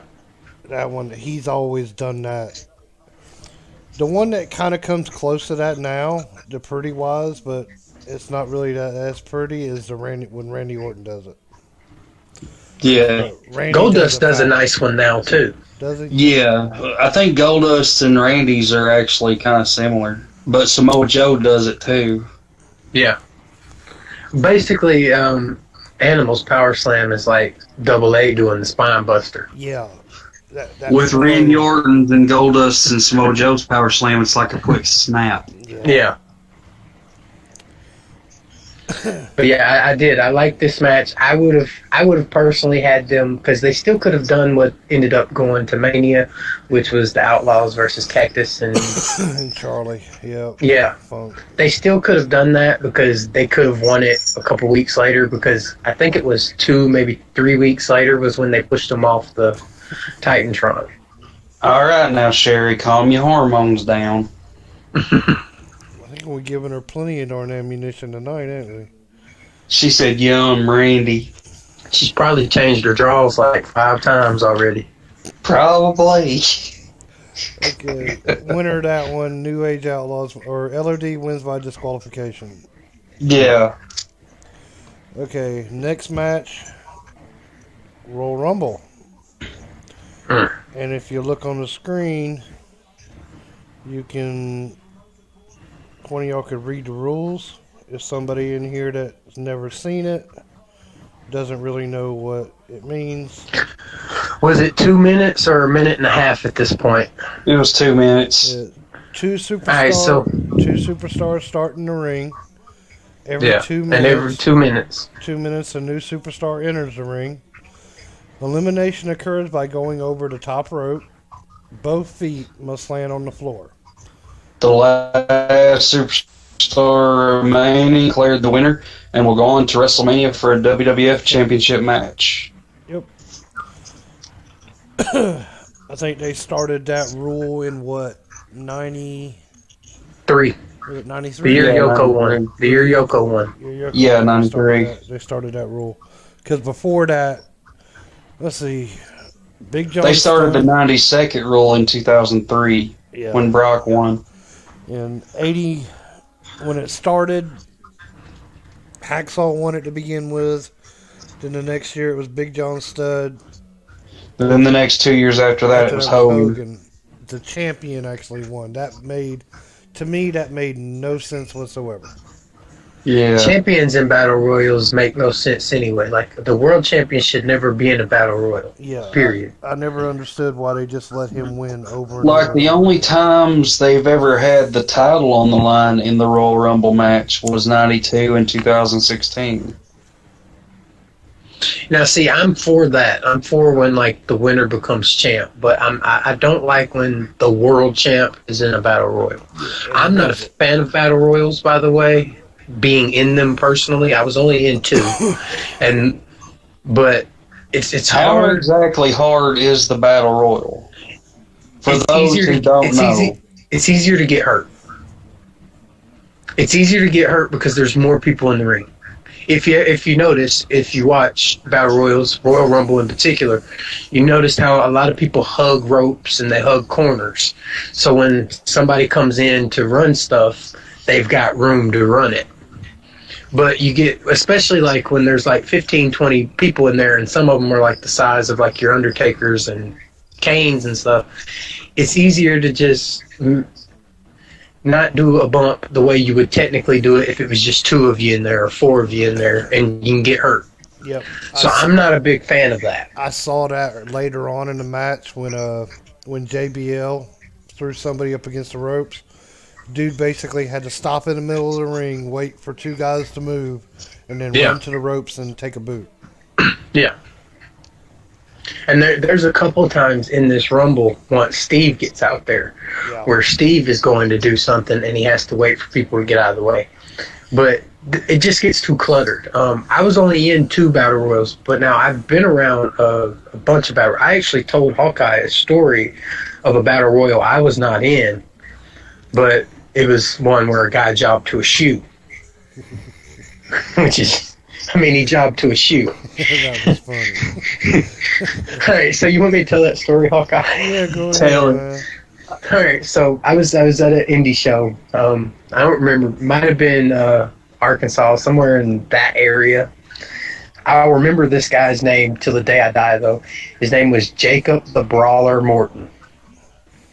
Now, I was the second match, and I was in a tag match with my tag partner. This guy literally came into the locker room like he was a huge deal. Like he had been main event in Madison Square Garden and been world champion like 50 million times. And his claim to fame was in 1992 on WCW Worldwide, Vader beat him up. So I don't like this guy to begin with. Now, I had come in for that week and the following week. I don't know what happened, but something had happened the week prior, and somebody had bought something. And he was just cutting promos back in the back about how everybody better be on their toes in this battle royal and yada, yada, yada, because, you know, he's a star. And so I really didn't like this guy. But I'm second match. He's a big deal here. I can't really say much. And he's not going to be able to mess up my match, so I didn't really care. So I go and have my match, and then I come to the back, and they start going over how it's going to work. Now, the way they did it was every 60 seconds, someone would come out. He was going to come out, I think, number 10, number 11, and this was like a 20-person rumble. He was going to eliminate everybody, and he was going to mess with the kids. Now, the way that they filmed it was all the kids sat on one side, so when they filmed, all you saw were the kids to make it kid-friendly for the local television that they were doing. So his whole entire job is to clear this ring and mess with these kids and get heat from the kids while he waits on the guy to come out. So he goes in and he goes on his tear and he clears the ring. Then he starts messing with the kid. Unbeknownst to him, this kid's grandma she's behind him where the adults are in the crowd. And she takes a little bit too much offense to what he said to her grandson. And she had those old white tennis shoes that like nurses would wear. Oh, and God. she took one of those off and screamed like, "Don't talk to my grandson like that, you asshole." And she throws it. It hits him in the back. He thinks it's the baby face who's supposed to eliminate him. So he goes over the top rope. Now, when he goes over the top rope, what he initially was supposed to do was, you know, be shocked and yelling at the crowd, like, "Oh, he didn't eliminate me, he didn't eliminate me." And he's doing that. He's doing that not knowing that they're not laughing at him because he got eliminated by the babyface. They're laughing at him because the shoe's on the fucking apron and he just went over the top rope from like an 80-year-old woman throwing her fucking shoe at him. And as he turns around to find out that he jobbed to the shoe is when they hit the music for the guy who's supposed to be coming out to eliminate him. And I don't know if he was supposed to work the following week. He didn't even get paid that night. He didn't even get dressed that night because when he came to the back, I was ribbing him. There was a couple others ribbing him, but I was mostly ribbing him because of all the stuff he talked. Because it was like, dude, you just jobbed to a shoe. And we got it on tape. So he was so pissed, he left without even getting paid.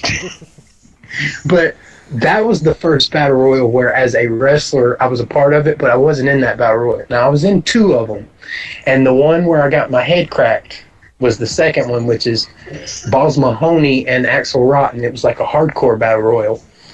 They got into the wrong corner. So Balls Mahoney is a little bigger than me, and he's way bigger than me weight-wise. So Axel didn't see me when he swung this chair and cracked my skull. But that's part of the reason why I hate battle royals, because it gets too cluttered. And like, I literally got a cracked skull out of one because of how cluttered it got. But I'll never forget that dude's name, Jacob the Brawler Morton. He jobbed to a shoe. And I don't know if anybody ever put it online. I've looked for it for years. But whoever owns that company, they have in their tape library a guy jobbing to a shoe in a battle royal that a 80-something-year-old woman threw at him. It is one of the greatest stories I have to tell people because it was one of those unbelievable things. Like, you had to be there to believe it. Because literally she threw a shoe at him and he went over the top rope. And the funny part is, like, he's selling being pissed about the babyface kicking him out, and he's not knowing the laughing that he's getting is not the heat he desired to get out of it, because they're not laughing because the babyface and they're laughing because this old lady just threw a damn shoe at you and you went over the top rope, you idiot. Once he figured that out, though, his face was priceless from then on. But yeah, that's why I don't like battle royals. But I do like the Royal Rumble because it pretty much tells you who's going to be the person going to Mania. Pretty much tells you who's going to be the star the rest of the year, somewhat, Yeah, well, or back that in those year. Pretty days, much. yeah.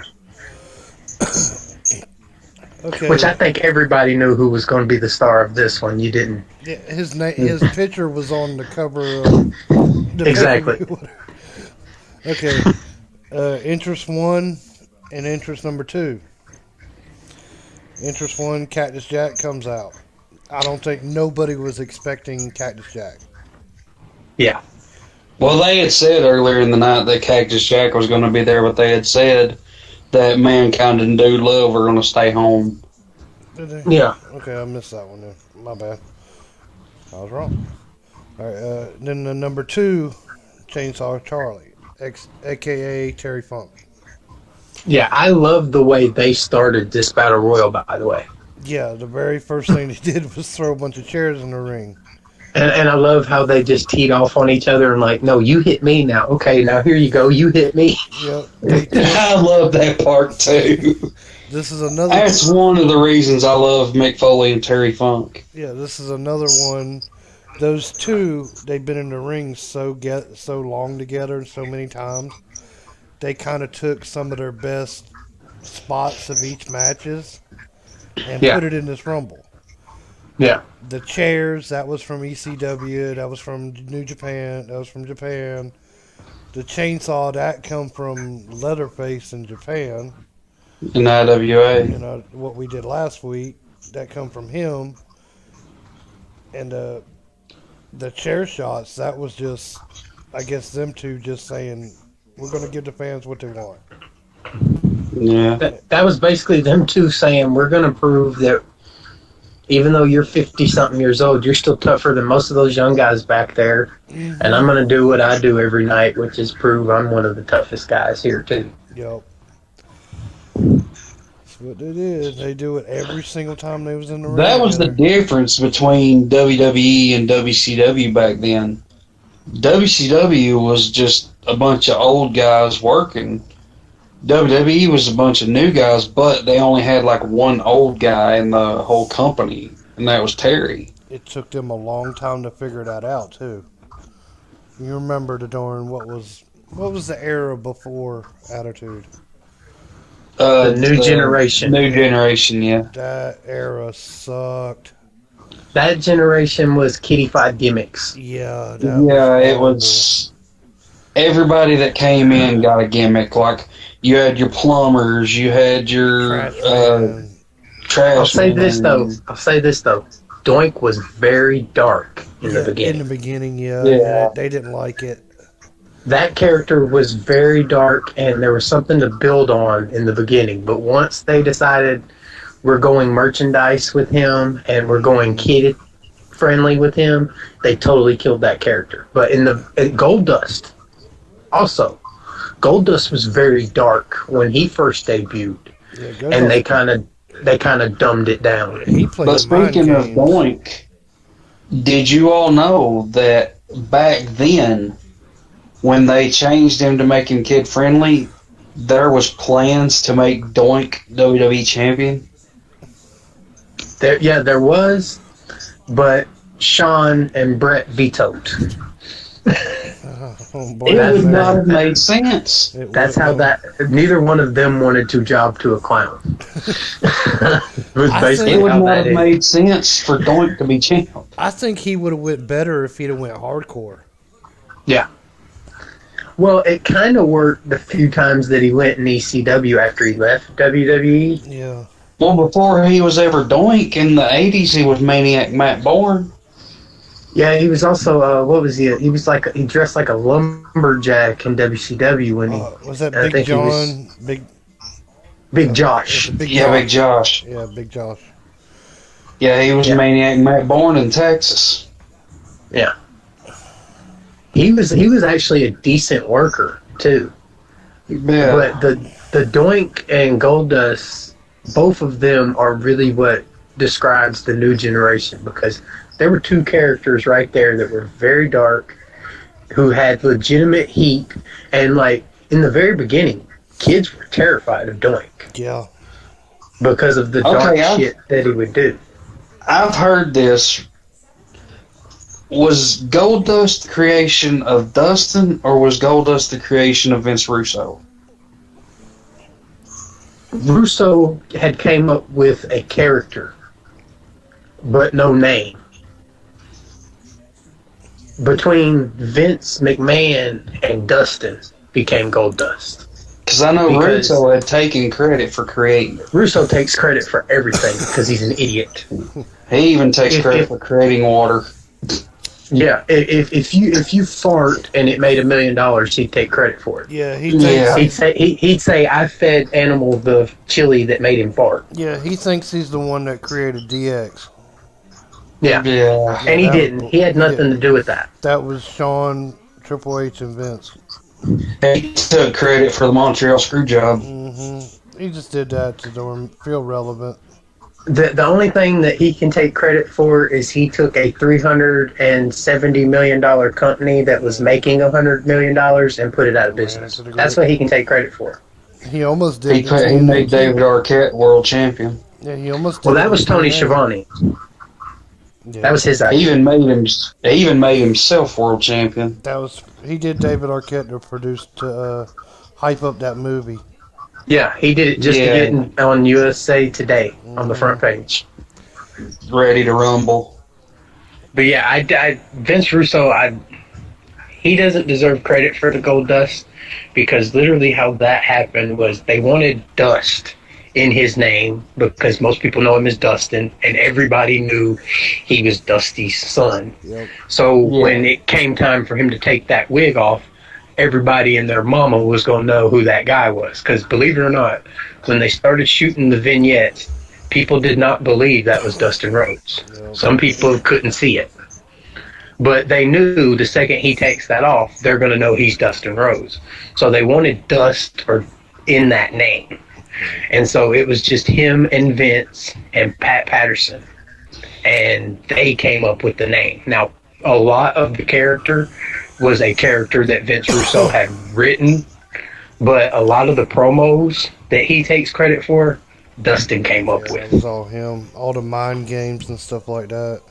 Yeah, like in the vignettes when he would do a movie phrase, that was all Dustin. That wasn't Vince Russo.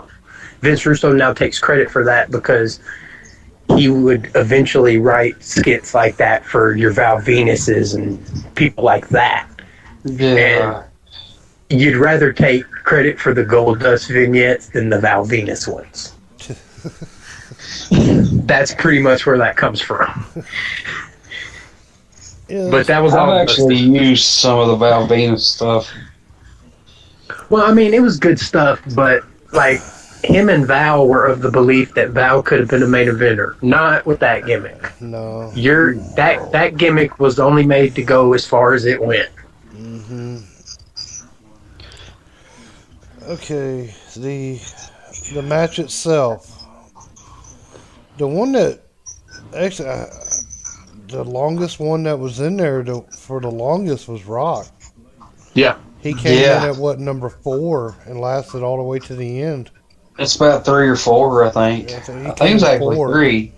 No, the Italian guy came in 3. Yeah, Salvatore it was 4. Sincere. Yeah, and then Rock came Yeah, in it at 4. was.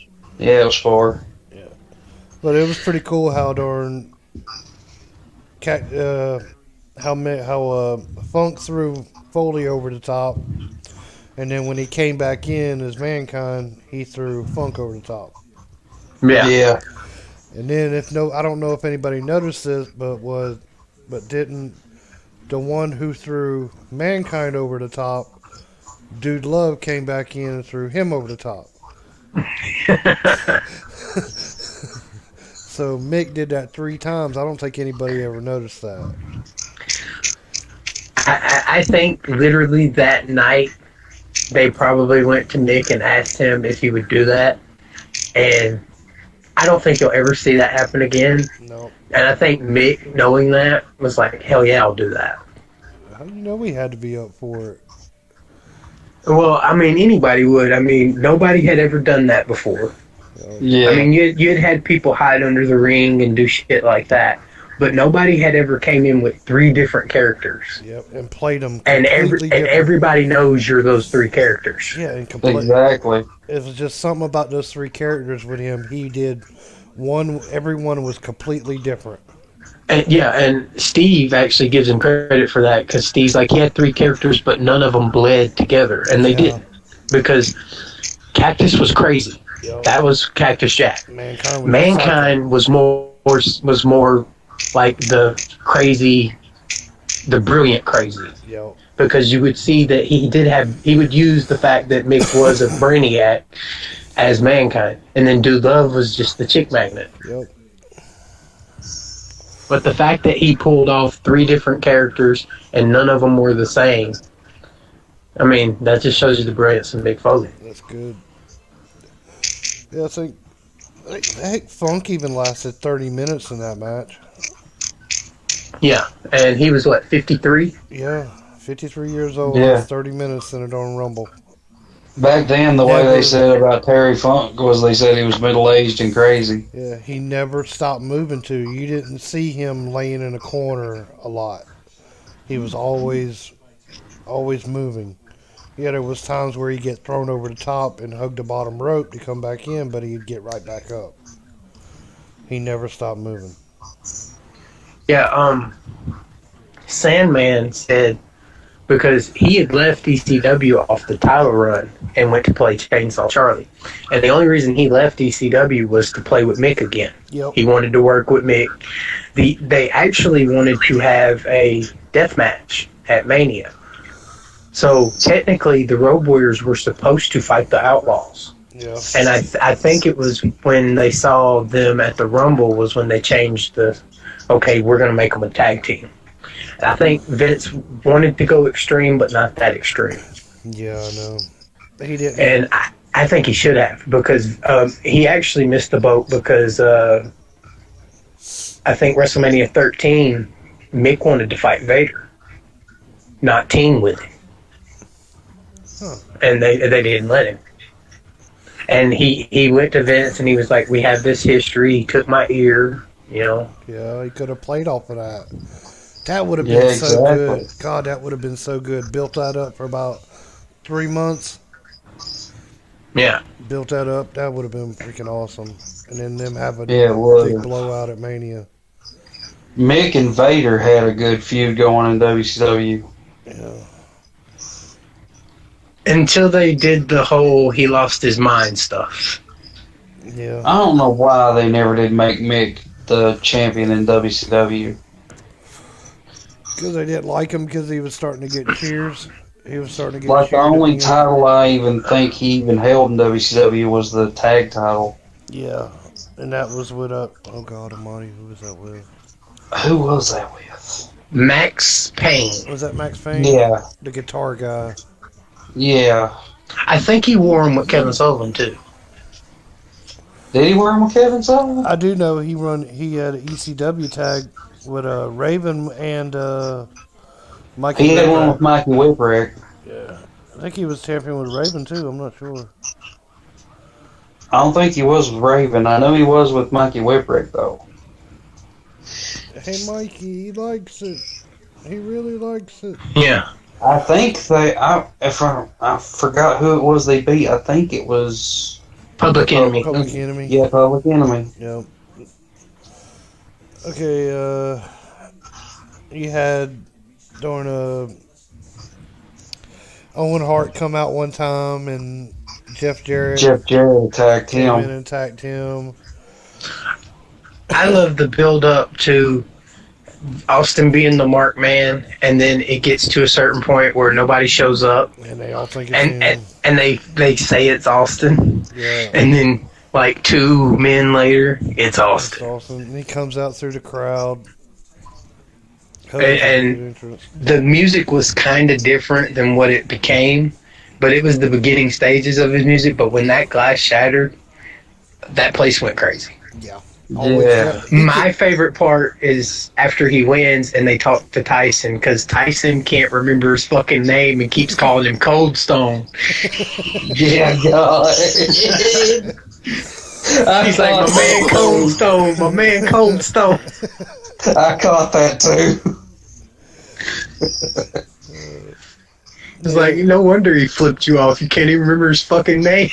and then we go back to number 30. That was Vader. That big pop Vader got. Yeah, Yeah. and JR going nuts too. The big old stinky grizzly bear. Stinky grizzly bear. I think I seriously I think during Jr. wanted to push him.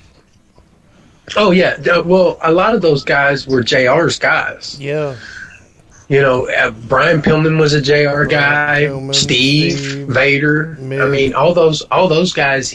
He was instrumental in getting them hired Yeah, in WCW. yeah. He worked with Mick for many years. Yeah. I mean, when Vader became available, Jim Cornette and JR were the guys who were calling him. It wasn't Pat Patterson or Michael Yeah, Hayes or anybody. no, Or Vince Russo, since he likes to take credit for shit. yeah. Like, whose number does he have? Nobody's. Okay, the final four in this was Farouk, aka Ron Simmons, The Rock, Dude Love, and Austin. Mm-hmm. Now, those four, all four of those are darn Hall of Fame. Every one of them. I don't know why has Farouk ain't been in there, has he, or is he? Yeah, he's in. Yeah. Yeah. Okay, so it's all He went four in of them. 2012. Yeah, all four of them's Hall of Fame.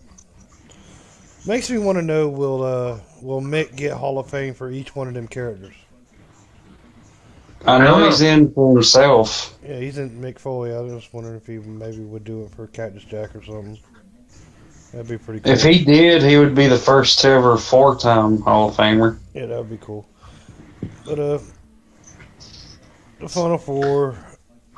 I actually don't like how Ron Simmons was used in WWF as Farouk Yeah, I didn't like that one either. I liked the other one better.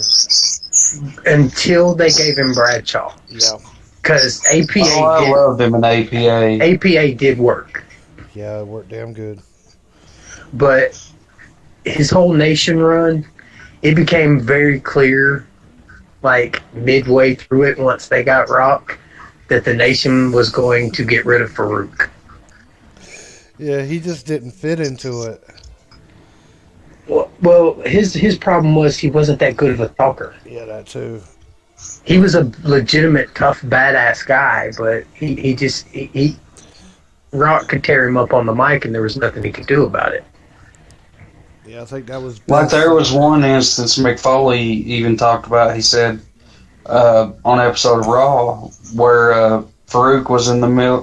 The Rock was in the middle talking, and Farouk was getting ready to say something, and The Rock said, "With all due respect, Farouk, the champ is talking." Yeah. That's one thing. And he it was never like did. that instance of he was like, "Oh." Yeah, he never really did have good mic skills. I guess because he was never pushed in that realm.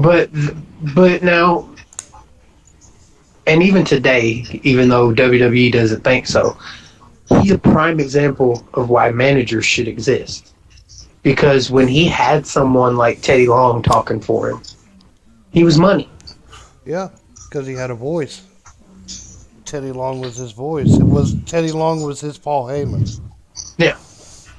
And there were people there who could have, like, I think Sonny did a great job with him in the beginning. The problem was once they broke him from that stupid wearing that blue helmet thing, Yeah. and he became the nation leader, they should have had, like, Clarence Mason shouldn't have came in as an attorney. He should have came in as the spokesperson. Yeah, that would have probably worked a lot better. But them trying to have Farouk cut those types of promos, that's not who Ron was. Ron wasn't a guy who could talk. He did his talking was- in the ring. He was the guy who would back up whatever somebody else said. Yep. But he's a prime example of he could have been big for them had he had that person next to him. As opposed to, we want you to say it. Yep. Yep. I don't think he could have been world champion because, I mean, you're looking at Triple H, you're looking at Rock, you're looking at Steve, you're looking at Taker. And until the next match, they were looking at Shawn. Yeah. So I don't think he could have got that far. He could have been Intercontinental champ, though. He could have been hardcore champ if they would have let him darn just be a badass like he was. Mm-hmm. The damn Ron Simmons could have been damn good hardcore champ. Yeah. Yeah, and see, that's what he'll most be remembered for. Yep. Most people won't even know he was the first black world champion or anything. They'll remember Dale. Yep. They won't. They won't. They don't even know what Doom was. Yeah. No. Butch Reed, him and Butch Reed. God, it was a good Yeah. tag Which team. they were a great tag team, and they probably would have never broke up had Butch Reed been easy to do business with. Yeah. Wasn't the reason they made him and Butch Reed the tag team Doom was because they lost the Animal and Hawk? Partly. And they had to come up with another version of the Road Warriors. Partly. That was also how they brought Nikita in. Yeah, Because they first- Nikita and Doom. They first put Doom in mask. Yeah. Yeah, Doom was in a mask for a long time. Yeah, and Nancy Benoit, as a woman, was their manager. Yeah. Which that was probably more so of Kevin Sullivan. Because Kevin probably was smart enough to know neither one of these guys can really talk. So I'll give him my wife. She can talk for him. How she ended up getting them to Teddy, I don't remember. But I think it was one of those scenarios where, like, he bought them from her or something like that. Probably. But she was originally the manager of Doom. Yeah. Okay. But I liked the way the Rumble went, and I loved the story that they told of Austin and how he came out. And if you notice, every time he touched someone, that person was overselling like a motherfucker to help let everybody know this is the guy. Yep. Like, if you look at Rock's stunner at the end, Rock oversold the hell out of that, which Rock sold one of the best stunners anyway. He's always did. Although I say Shane McMahon's the best. A lot of people disagree with me and say Rock. I say Shane got more spring. Yeah. But the way they did the ending, the whole nine, but Tyson pretty much just killed it with the Cold Stone stuff. Oh God. I mean, I even to this day, and I've seen this Rumble, I don't know how many times. Every time they go to him and he's like, my man Cold, I'll just lose it. Because it's like Shane McMahon's beside him the whole night. You obviously hear the ring announcer say Stone Cold. Shane's feeding him a lot of stuff to say. So it's like, how do you fuck that up? It's like calling the Undertaker Taker Under. Yeah, God. But I gotta tell you this: who's gonna tell that man no? Well, yeah, true. Who's gonna say you messed up there? Especially at that time in his life. Oh God. That man just. I can't got out of believe prison. that they actually got him to come in, because if you remember, a few months prior to that, when Vader got arrested in where was it? That different country. Ken Shamrock challenged.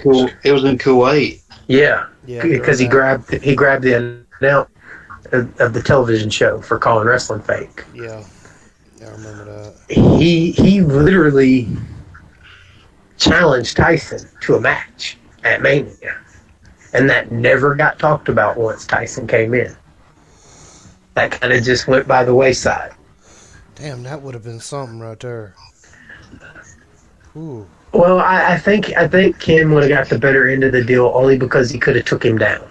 If Ken would have tried to stand with Mike Tyson, he'd have went to sleep. Yeah, that's like the Conor McGregor darn Floyd Mayweather. Floyd Mayweather fight. Yeah, Mayweather yeah. just took it to him. Yeah, because he knew how to punch. He knew how to breathe. Shamrock would be no way he can make it. Probably 2 rounds with Tyson. I Yeah, don't even and think he'd see, make it. that's what Ken would have wanted if it would have happened. I don't know if those negotiations just went sour or if it was he wasn't allowed to do it. But Probably if not. it would have happened, Ken would have had to have in some way been able to take him down. Yeah, Because if not, it wouldn't have lasted 30 seconds. that would have turned into the brawl for all. Yeah, Fucking brawl for all. That was. which that was designed for Dan and Ken to meet each other. Huh. You know, there's actually a story on the Brawl for All. That actually was a creation of Vince Russo's. It was. And a lot of the boys hated it. And the reason he done it was because Bradshaw was talking about how he could beat everyone up in a real fight. Yeah. And Russo had said that he wanted to see if Bradshaw could prove it. So he came up with an idea of having these guys actually fight each other and actually have prizes for it. I think it could have been better. They could have done it better if it was drawn out. If they actually had time to learn how to do it, because that whole darn show sucked. All of them. It wasn't What was no. bad is the winner of the Brawl for All won in 1998 and didn't get his prize until WrestleMania of 1999. Well, the other part, which was what guys like Taker and Steve and even Sean, even though Sean wasn't, he was there, but he really wasn't because Sean did commentate on some of those Brawl for Alls. Yeah. Because it was one of those times where he'd just show up and commentate with King and JR for the night. The problem is it was designed for Ken Shamrock and the Beast to fight each other. But then Ken Shamrock didn't want to do it. So once Shamrock said no to doing it, what was the point in continuing it? Because now we have judges, and the Beast didn't want to wrestle nobody. He wanted to throw hands, and nobody wanted to throw hands with Dan. So he ended up losing by takedowns. And these judges, you know, they're judging a fight. They're not judging what would make money. And if you look at it, a lot of the big time players that they thought were going to go far in that didn't. Yeah. I know that was Like also Hulk. designed to get Dr. Death Steve Williams over because they were going to have Well, they a thought he was program. they thought he was going to be one of the big guys in it, like him and Hulk and the Beast and Shamrock. They were And- going to have a program with Dr. Death going against Steve Austin. Yeah. But once he got knocked out by Bart, it was like we can't. He do also tore his one of his something in his leg. He tore. Doc did. that. Yeah. I think it was something in his leg. Yeah. When Bart went for a takedown, he kind of planted his leg wrong, but it hurt. It hurt a lot of those people in the fans' eyes because what did they know of Bob Holly and Bart Gunn at that point? They knew them as these are the guys that lose all the time. You mean to tell me they're knocking Dr. Death out? They're knocking They knew the him Godfather out? They knew him as the new Midnight Express. Yeah, they knew them as basically jobbers though. Yep. Yeah, pretty much. So it hurt. It hurt a lot of the guys who they had built up. Is like it hurt Bradshaw because Bradshaw was his moniker was he was a big tough Texan, and then he gets knocked out by Bart, and then and rightfully so because Dr. Death was legitimately tough. They build him up, and then Bart puts him to sleep. Yep. But that was his creation, but that also shows you the clusterfuck that is Vince Russo because he created that wanting Shamrock and then for whatever reason, and the only thing that I can think of is Shamrock didn't want to fight Sever. That's the only thing I can think of because I think they only touched each other twice in UFC, Yeah. and both of them won. And I think he knew if I fight him again, he's gonna fuck me up. Yeah. Who does it? Have Okay. either of you two heard of Wrestling with Regret? Yeah. Yeah. He actually did a video going over the Brawl for All. And he actually explained what the reasons were that Dan and Ken Shamrock didn't do Hey, it. I got a question. Is that Jim Cornette's son? No, no, No. no, Or is he related to him? Or that's the no. dude with the glasses, right? Yes, That's what I thought. Brian Zane. Yeah. Yeah. Jim Cornette doesn't have any kids. Okay. Brian's kin to that guy that does the kayfabe commentaries. Okay. Yeah. I think he's like the cousin of that guy. Okay. I can't remember that guy's name right now, but he's the guy who hosts his kayfabe commentaries. Mm. But yeah, that's that would not have Jim been Cornette's son.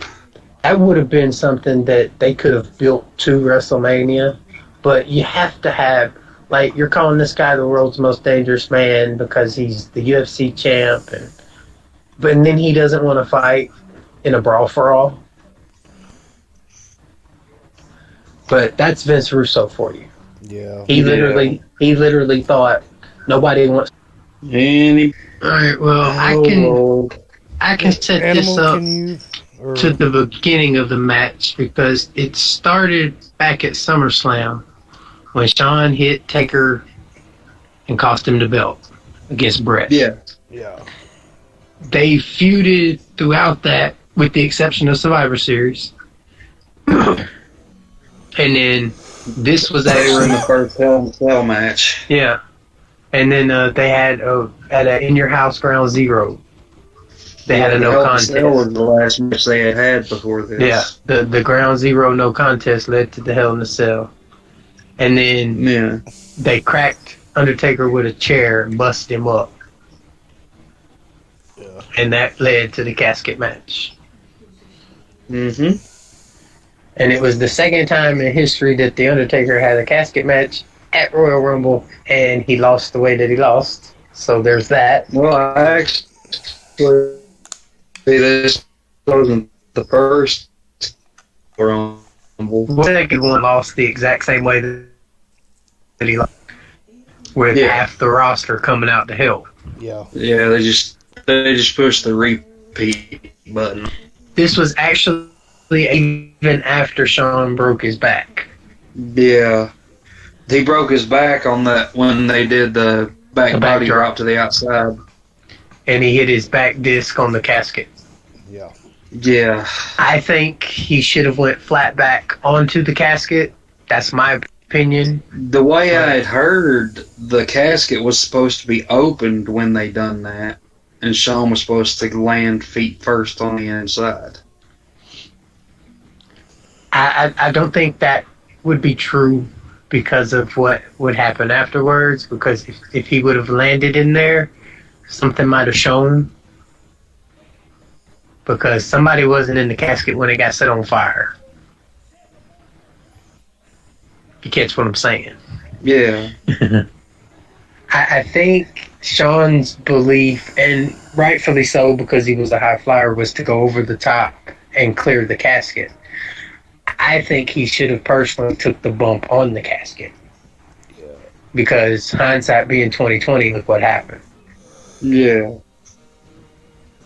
But there was a lot. Him and Taker had great chemistry, Yeah. and a lot of people didn't understand why Shawn lost to Taker a few years back. It was because of these three matches: the Ground Zero, the Hell in a Cell, and the Rumble. I've even said multiple times my favorite all-time one-on-one match at WrestleMania was WrestleMania 25, Shawn and Taker. Their first one. Yeah, their first one. Their first one. That's probably the closest you will ever get to a perfect match. Yeah. Yeah. I don't think That I've was ever my seen. I all-time don't think I've favorite ever seen one-on-one one. match. Yeah. What about the one he did with Hunter a couple years later? Which The one? Hell, The Hell in a first Cell? No, the first one. The first match with Hunter after Shawn.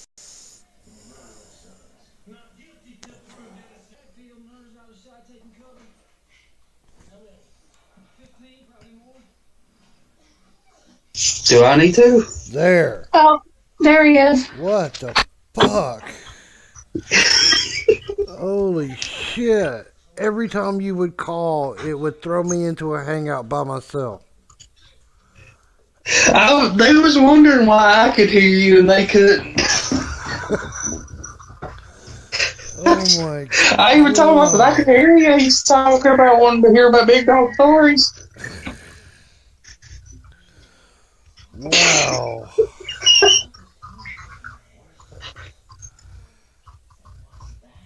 Okay, I think we're all back in here again.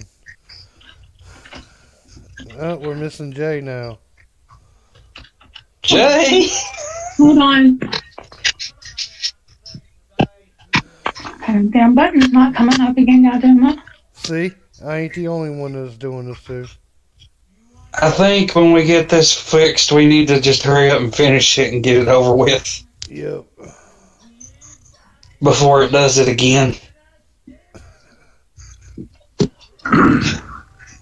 Jay even said you got a hell of editing to do before you put it on the other channel. Uh-huh. Jesus. Yeah, it's gonna be crazy for him on the other channel. Good God, man. Crap. You're gonna have to edit every time it buffered. You're gonna have to edit when it kicked you. Oh man. God. This I got is a so many- disaster. I got- Hopefully it don't do it next week. I got so many of them dang things I gotta darn re-edit and all that crap. Cause I want to throw clips and stuff like that on it too. I hope it don't do this shit next week. It's messing up because Jay's on here. It's you now. Yeah, now We got Sherry all hot and bothered the whole damn stream. no, She got all hot and sweaty and went through like 10 pairs of draws, and then she sweated all over his equipment, and it malfunctioned. That's what I'm saying happened. God. As JR would say, it was a malfunction at the junction. I'm gonna rage quit the hangout. No, don't. It'll quit. You'll throw us all off. Yeah, it'll throw every one of us off. Hangouts will never work again. Alright. What was the finish to this thing? Kane came out Kane came out to help Taker. Kane because everybody else was attacking him. Who gets thrown in the casket? Taker gets chokeslammed into the casket by Kane. Yeah. Is this ain't the one where they set it on fire, is it? It is. Yeah. Is it? That's why they all surround the casket so you can't see how he gets out. How he gets out. Under Yeah. the ring. See, the reason the casket was laid sideways and not long ways is there's a trapdoor. Mm-hmm. So he used the trapdoor, he went under the ring. Okay, so that sets up. I don't know. Did they do one more pay-per-view before their Mania? No Way Out of Was Texas. it no way Yeah, out? but Sean was supposed to work it but didn't because he initially thought he was alright. Yeah. And then he did tapings the next day. And then 2 days later, he woke up and he couldn't move.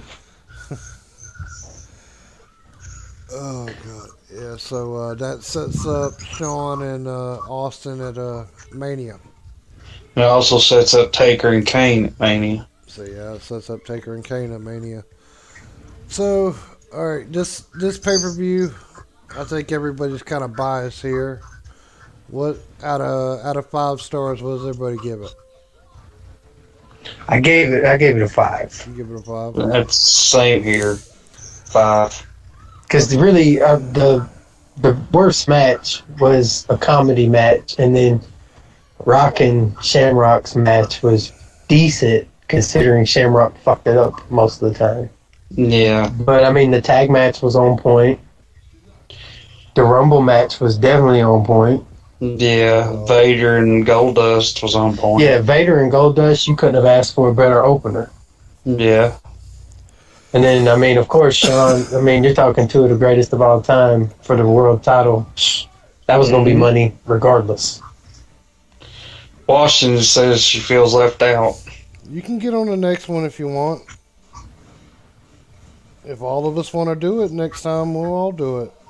I Yeah. actually wanted Sherry to use her WWE network to watch this Royal Rumble and come on, but she wouldn't do it. She want to do So it? maybe you two can talk her into watching WrestleMania 17. Yeah, She's too scared. we'll get her. If not WrestleMania Believe it or 17, not, we'll do her it. son, Yeah. dude, her son is knowledgeable. Mm. I don't talk to many people about wrestling because if you fuck around and say some stupid shit, I don't want to talk to you no more. And I talked to her son for about 3 hours. I tried to get him Yeah. to come on. He's very knowledgeable. Okay, I why don't we do this? Since all of us can't be together on a certain time or something like that, do like two people do a hangout, and I'll give y'all the stuff to the main channel, and y'all two do something and load it onto there, and then two people here go do something over there, load it on there. We'll do that. We'll have more content for it. Yeah, like one time it'd be like with Jay, call it something like do like an interview or something, or like a story time or something like that. Then y'all just throw it on the channel when you're done. Yeah. I'm going to be doing a video here soon about the time I met McFoley.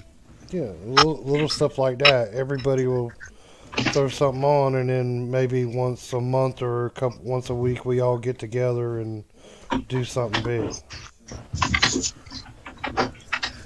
But as an animal, what you rate this as? 5. Out of 5, I do the same. All right, Miss Quiet, what do you rate it as? 5. You rate it as a 5 too? Did you watch it, Sherry? John had me watching. John's got the WWE network. He has me come out there with him and watch a lot of stuff. There you go. Okay, I saw what you just typed in the chat. You think he would do something with me? With you, maybe. Yeah, that'd be pretty cool. I mean, if you want to put it on your channel, go ahead. It don't matter. But Well, I mean, no, I mean, I'll help you out, man. I I'll put kinda it on like your. I kind of I'll like send that. it. To, We all just I like kind of like do this like a network and have whatever has been made from it or whatever will get made or whatever. We all just split. Hey, Yeah. you send it to. You send the stuff to Sherry because obviously she'll have to be the one to do it because all I got is this phone. Yeah, that's fine. But if he's I willing can to do talk that. to me, Yeah. He's right here if you guys want to ask him a quick question about anything. let me ask him. Hey, John, can you hear me? Not ask him about that, but like ask him a question about some type of wrestling just to show what he knows. Hold Yeah, on a That's why I second. said- He's playing the game. that's why I said let me ask him because he'll talk to me. He was getting ready to watch NXT. He had to go pause it. Hold on. He's pretty knowledgeable though, Hawkeye, and that's coming from me. Yeah, that's good. Like I was shocked that a 20 because like one of the first things he said to me was, "I don't care about dirt sheets or any of that crap." He's like, "I care about what goes on in the ring," and that's how fans should be brought up. Yeah. They shouldn't be brought up on this internet. Let me go read spoilers. Let me find out who's jumping, who's doing this. Who you shouldn't want to know that stuff. Yeah. You should want to learn what's going on in that ring before you learn anything else. Exactly. He's standing here waiting. He's waiting on you, Bo. Can you hear me? Yeah. All right. So have you watched the '98 Royal Rumble? Yeah, I believe I've watched it twice now because I've gone through. I'm through my second time watching through the Attitude Era again. So yeah, I've seen it twice by now. Ah, okay. Cool. So you watched the Rumble that Steve won and Sean broke his back in.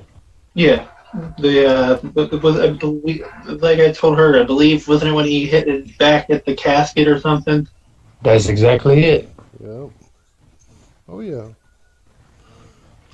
Yeah, so see, he could have came in. You could have came in on this conversation. So would you be willing to have like a conversation with me?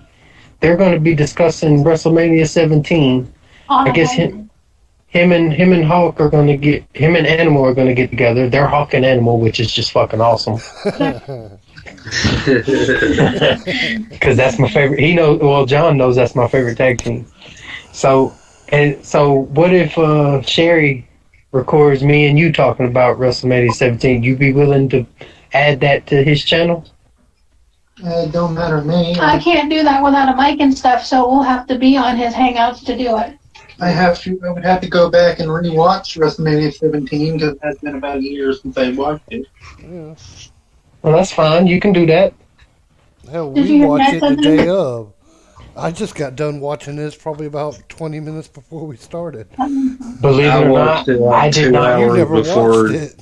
I never I watched got it. done watching it 2 hours before we started. I never watched it. I just went off memory. And this I did fool the been whole thing talking the off whole dang memory. time. I did the whole thing off memory. That's how crazy my mind works. Well, I got ADD, so I remember stuff like that. Like I'm very good at remembering wrestling. I want to do something like how like Hot Rod did and Dina, all them other Heartbreak Lounge and all that. The little interview shows. Yeah. I want to do something like that on here, and each one of us have like something to do like that. That's kind of what I want. Mm. Well, I mean, if he's willing to jump on with us, I'll vouch for him. He's very knowledgeable. You know what the best thing to do if you're not comfortable with talking on mic to people?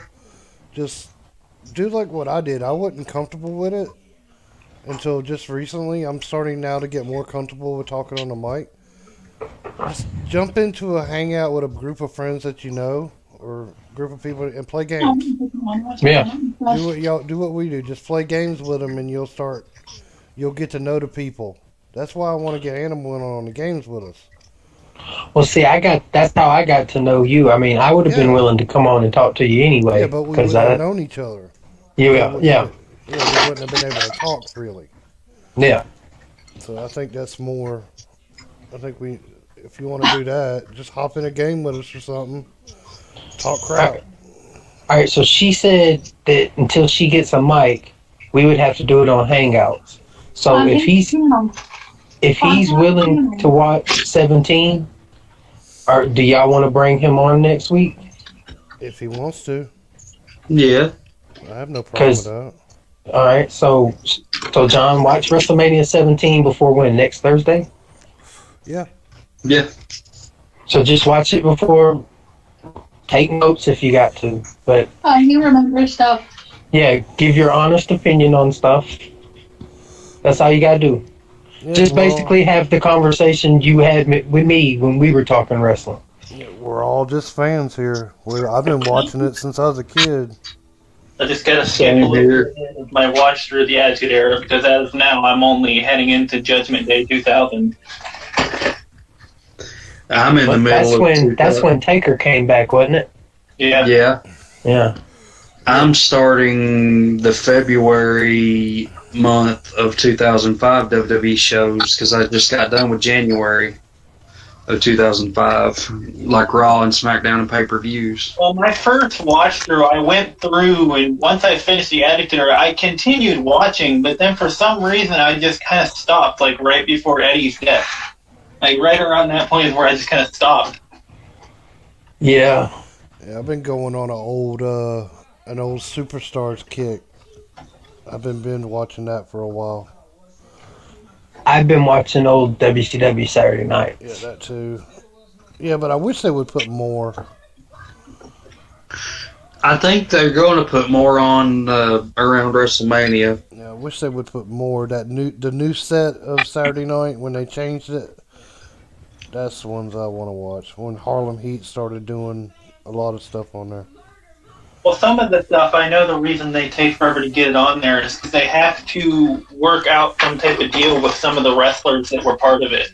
Like, the reason they took forever to get Thunder on there is because Buff Bagwell was throwing a fit over something, so they couldn't get it on there for the longest time.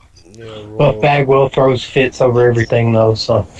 Wasn't it WCW Saturday Night where they announced that Hulk Hogan had signed with WCW? Yep. Yeah. He did vignettes on Worldwide on scene at filming Thunder in Paradise. But they actually did the signing. They did the announcing and the signing on Saturday night. Something down. But John's more of a modern person who's going back to the stuff that he hadn't seen. Yeah, see, that's, Hopefully he's going further back than just the stuff that he's been alive for. So He was born in '98, and he was watching. What Yeah. were you watching? My main problem is like going back to some of the companies. Like for early WCW, I tried. It's just some of the stuff they were doing that in those days. Just I can't get into it. it's boring. Yeah, it is. Me and Hawkeye had trouble doing Starrcade 83. Yeah, that was kind of boring a little bit. Oh, God, I had trouble just watching it.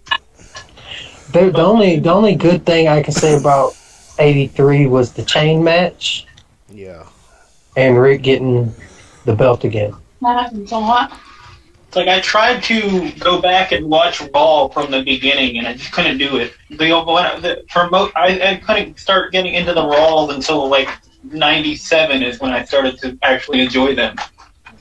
That's right around the time the new generation stopped. yeah. Yeah. There was That's no story. when all the kitty-fied stuff. Yeah, left. there was no story on Raw back then. The Yeah. biggest story you had on Raw was Razor Ramon and 1-2-3 Kid. That was the biggest story. Yeah. That was a good story though. Yeah, that was a good story. That's the only. That's the only story.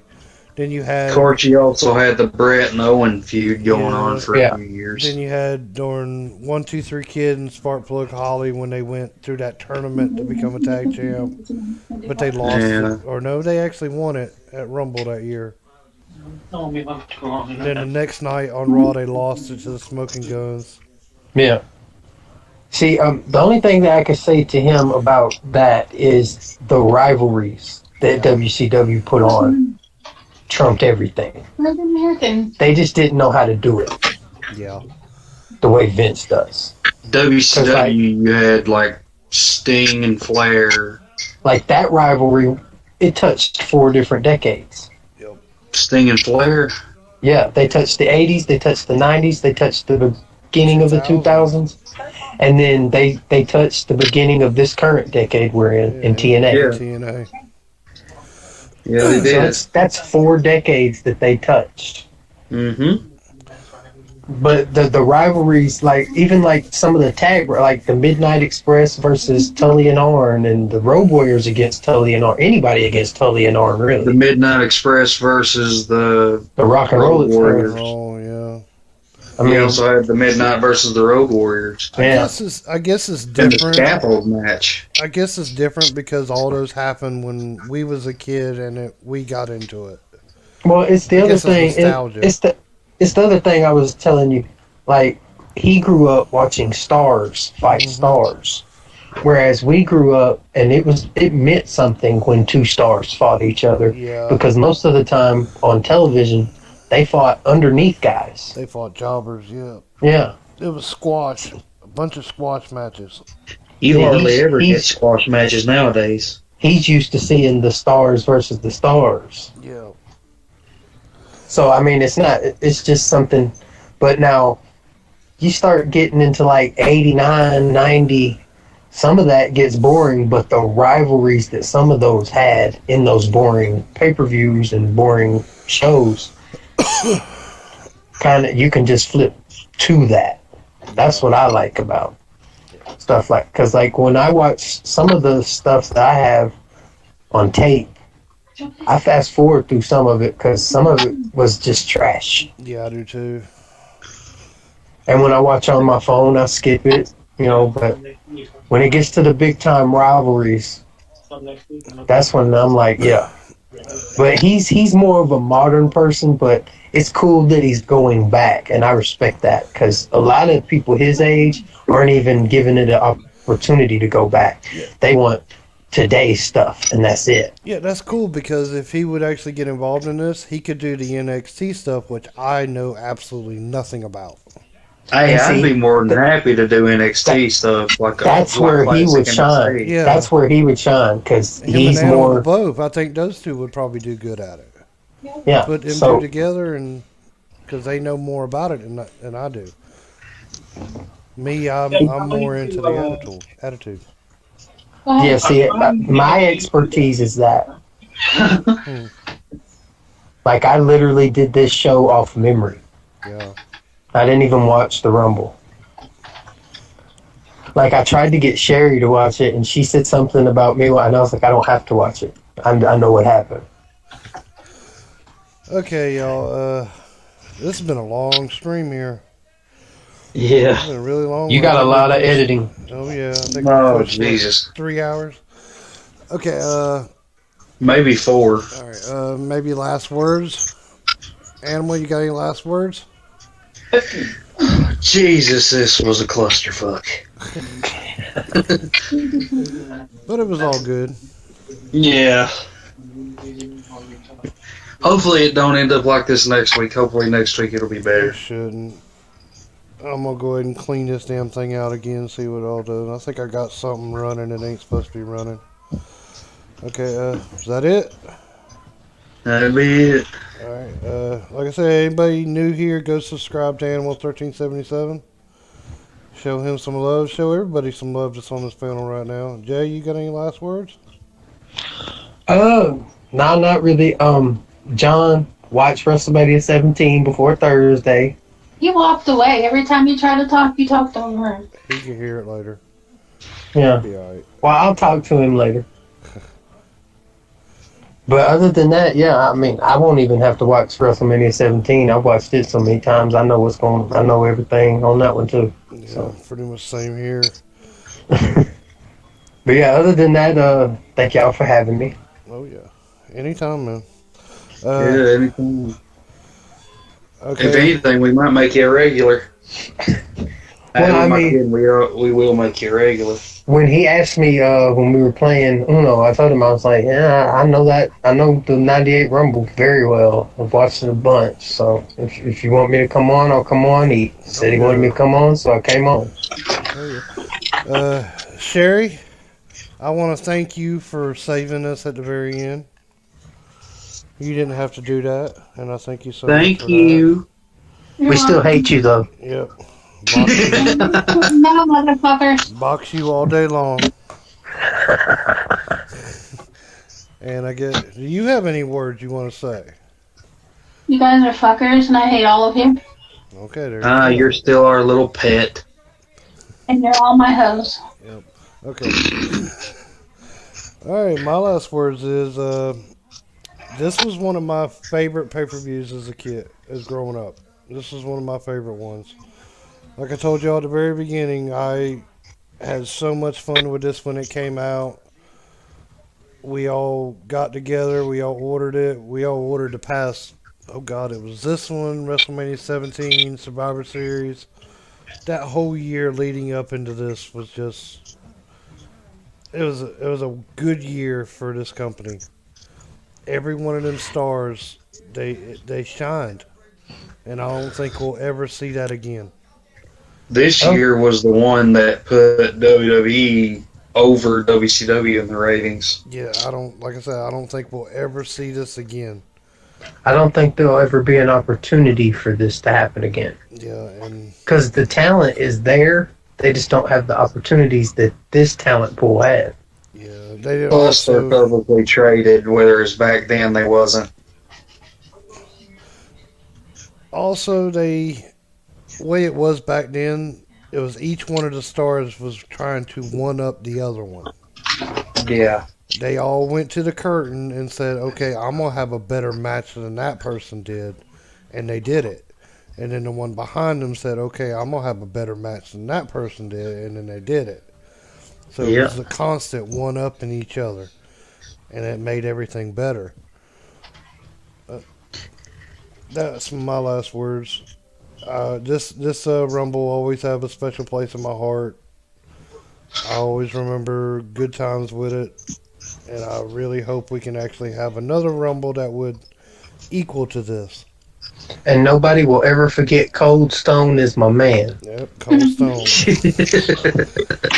So, anybody, like I said, if you could, if anybody else is still in here, hit the like button on the way out. There's Susan Mike's. Leave a comment down below if you got any kind of recommendation, what you want us to review after WrestleMania comes up, because we're kind of booked all the way till WrestleMania. I'm thinking that like the Thursday after Mania, we should do a TNA one. Yeah, I was thinking that too. But We have yet to do a TNA one. if we're gonna do a TNA one, I want to do something. I hate to say it like this because it's so much. I want to do something with Cactus. Sting Cactus in the cage match for the title. Oh man, I don't have that one. But like I said, y'all, leave a like, leave a comment down below. Tell us what you want to see. And as always, y'all, I'll catch you on the next one. Peace out, everybody. Night, everybody. Bye. Bye.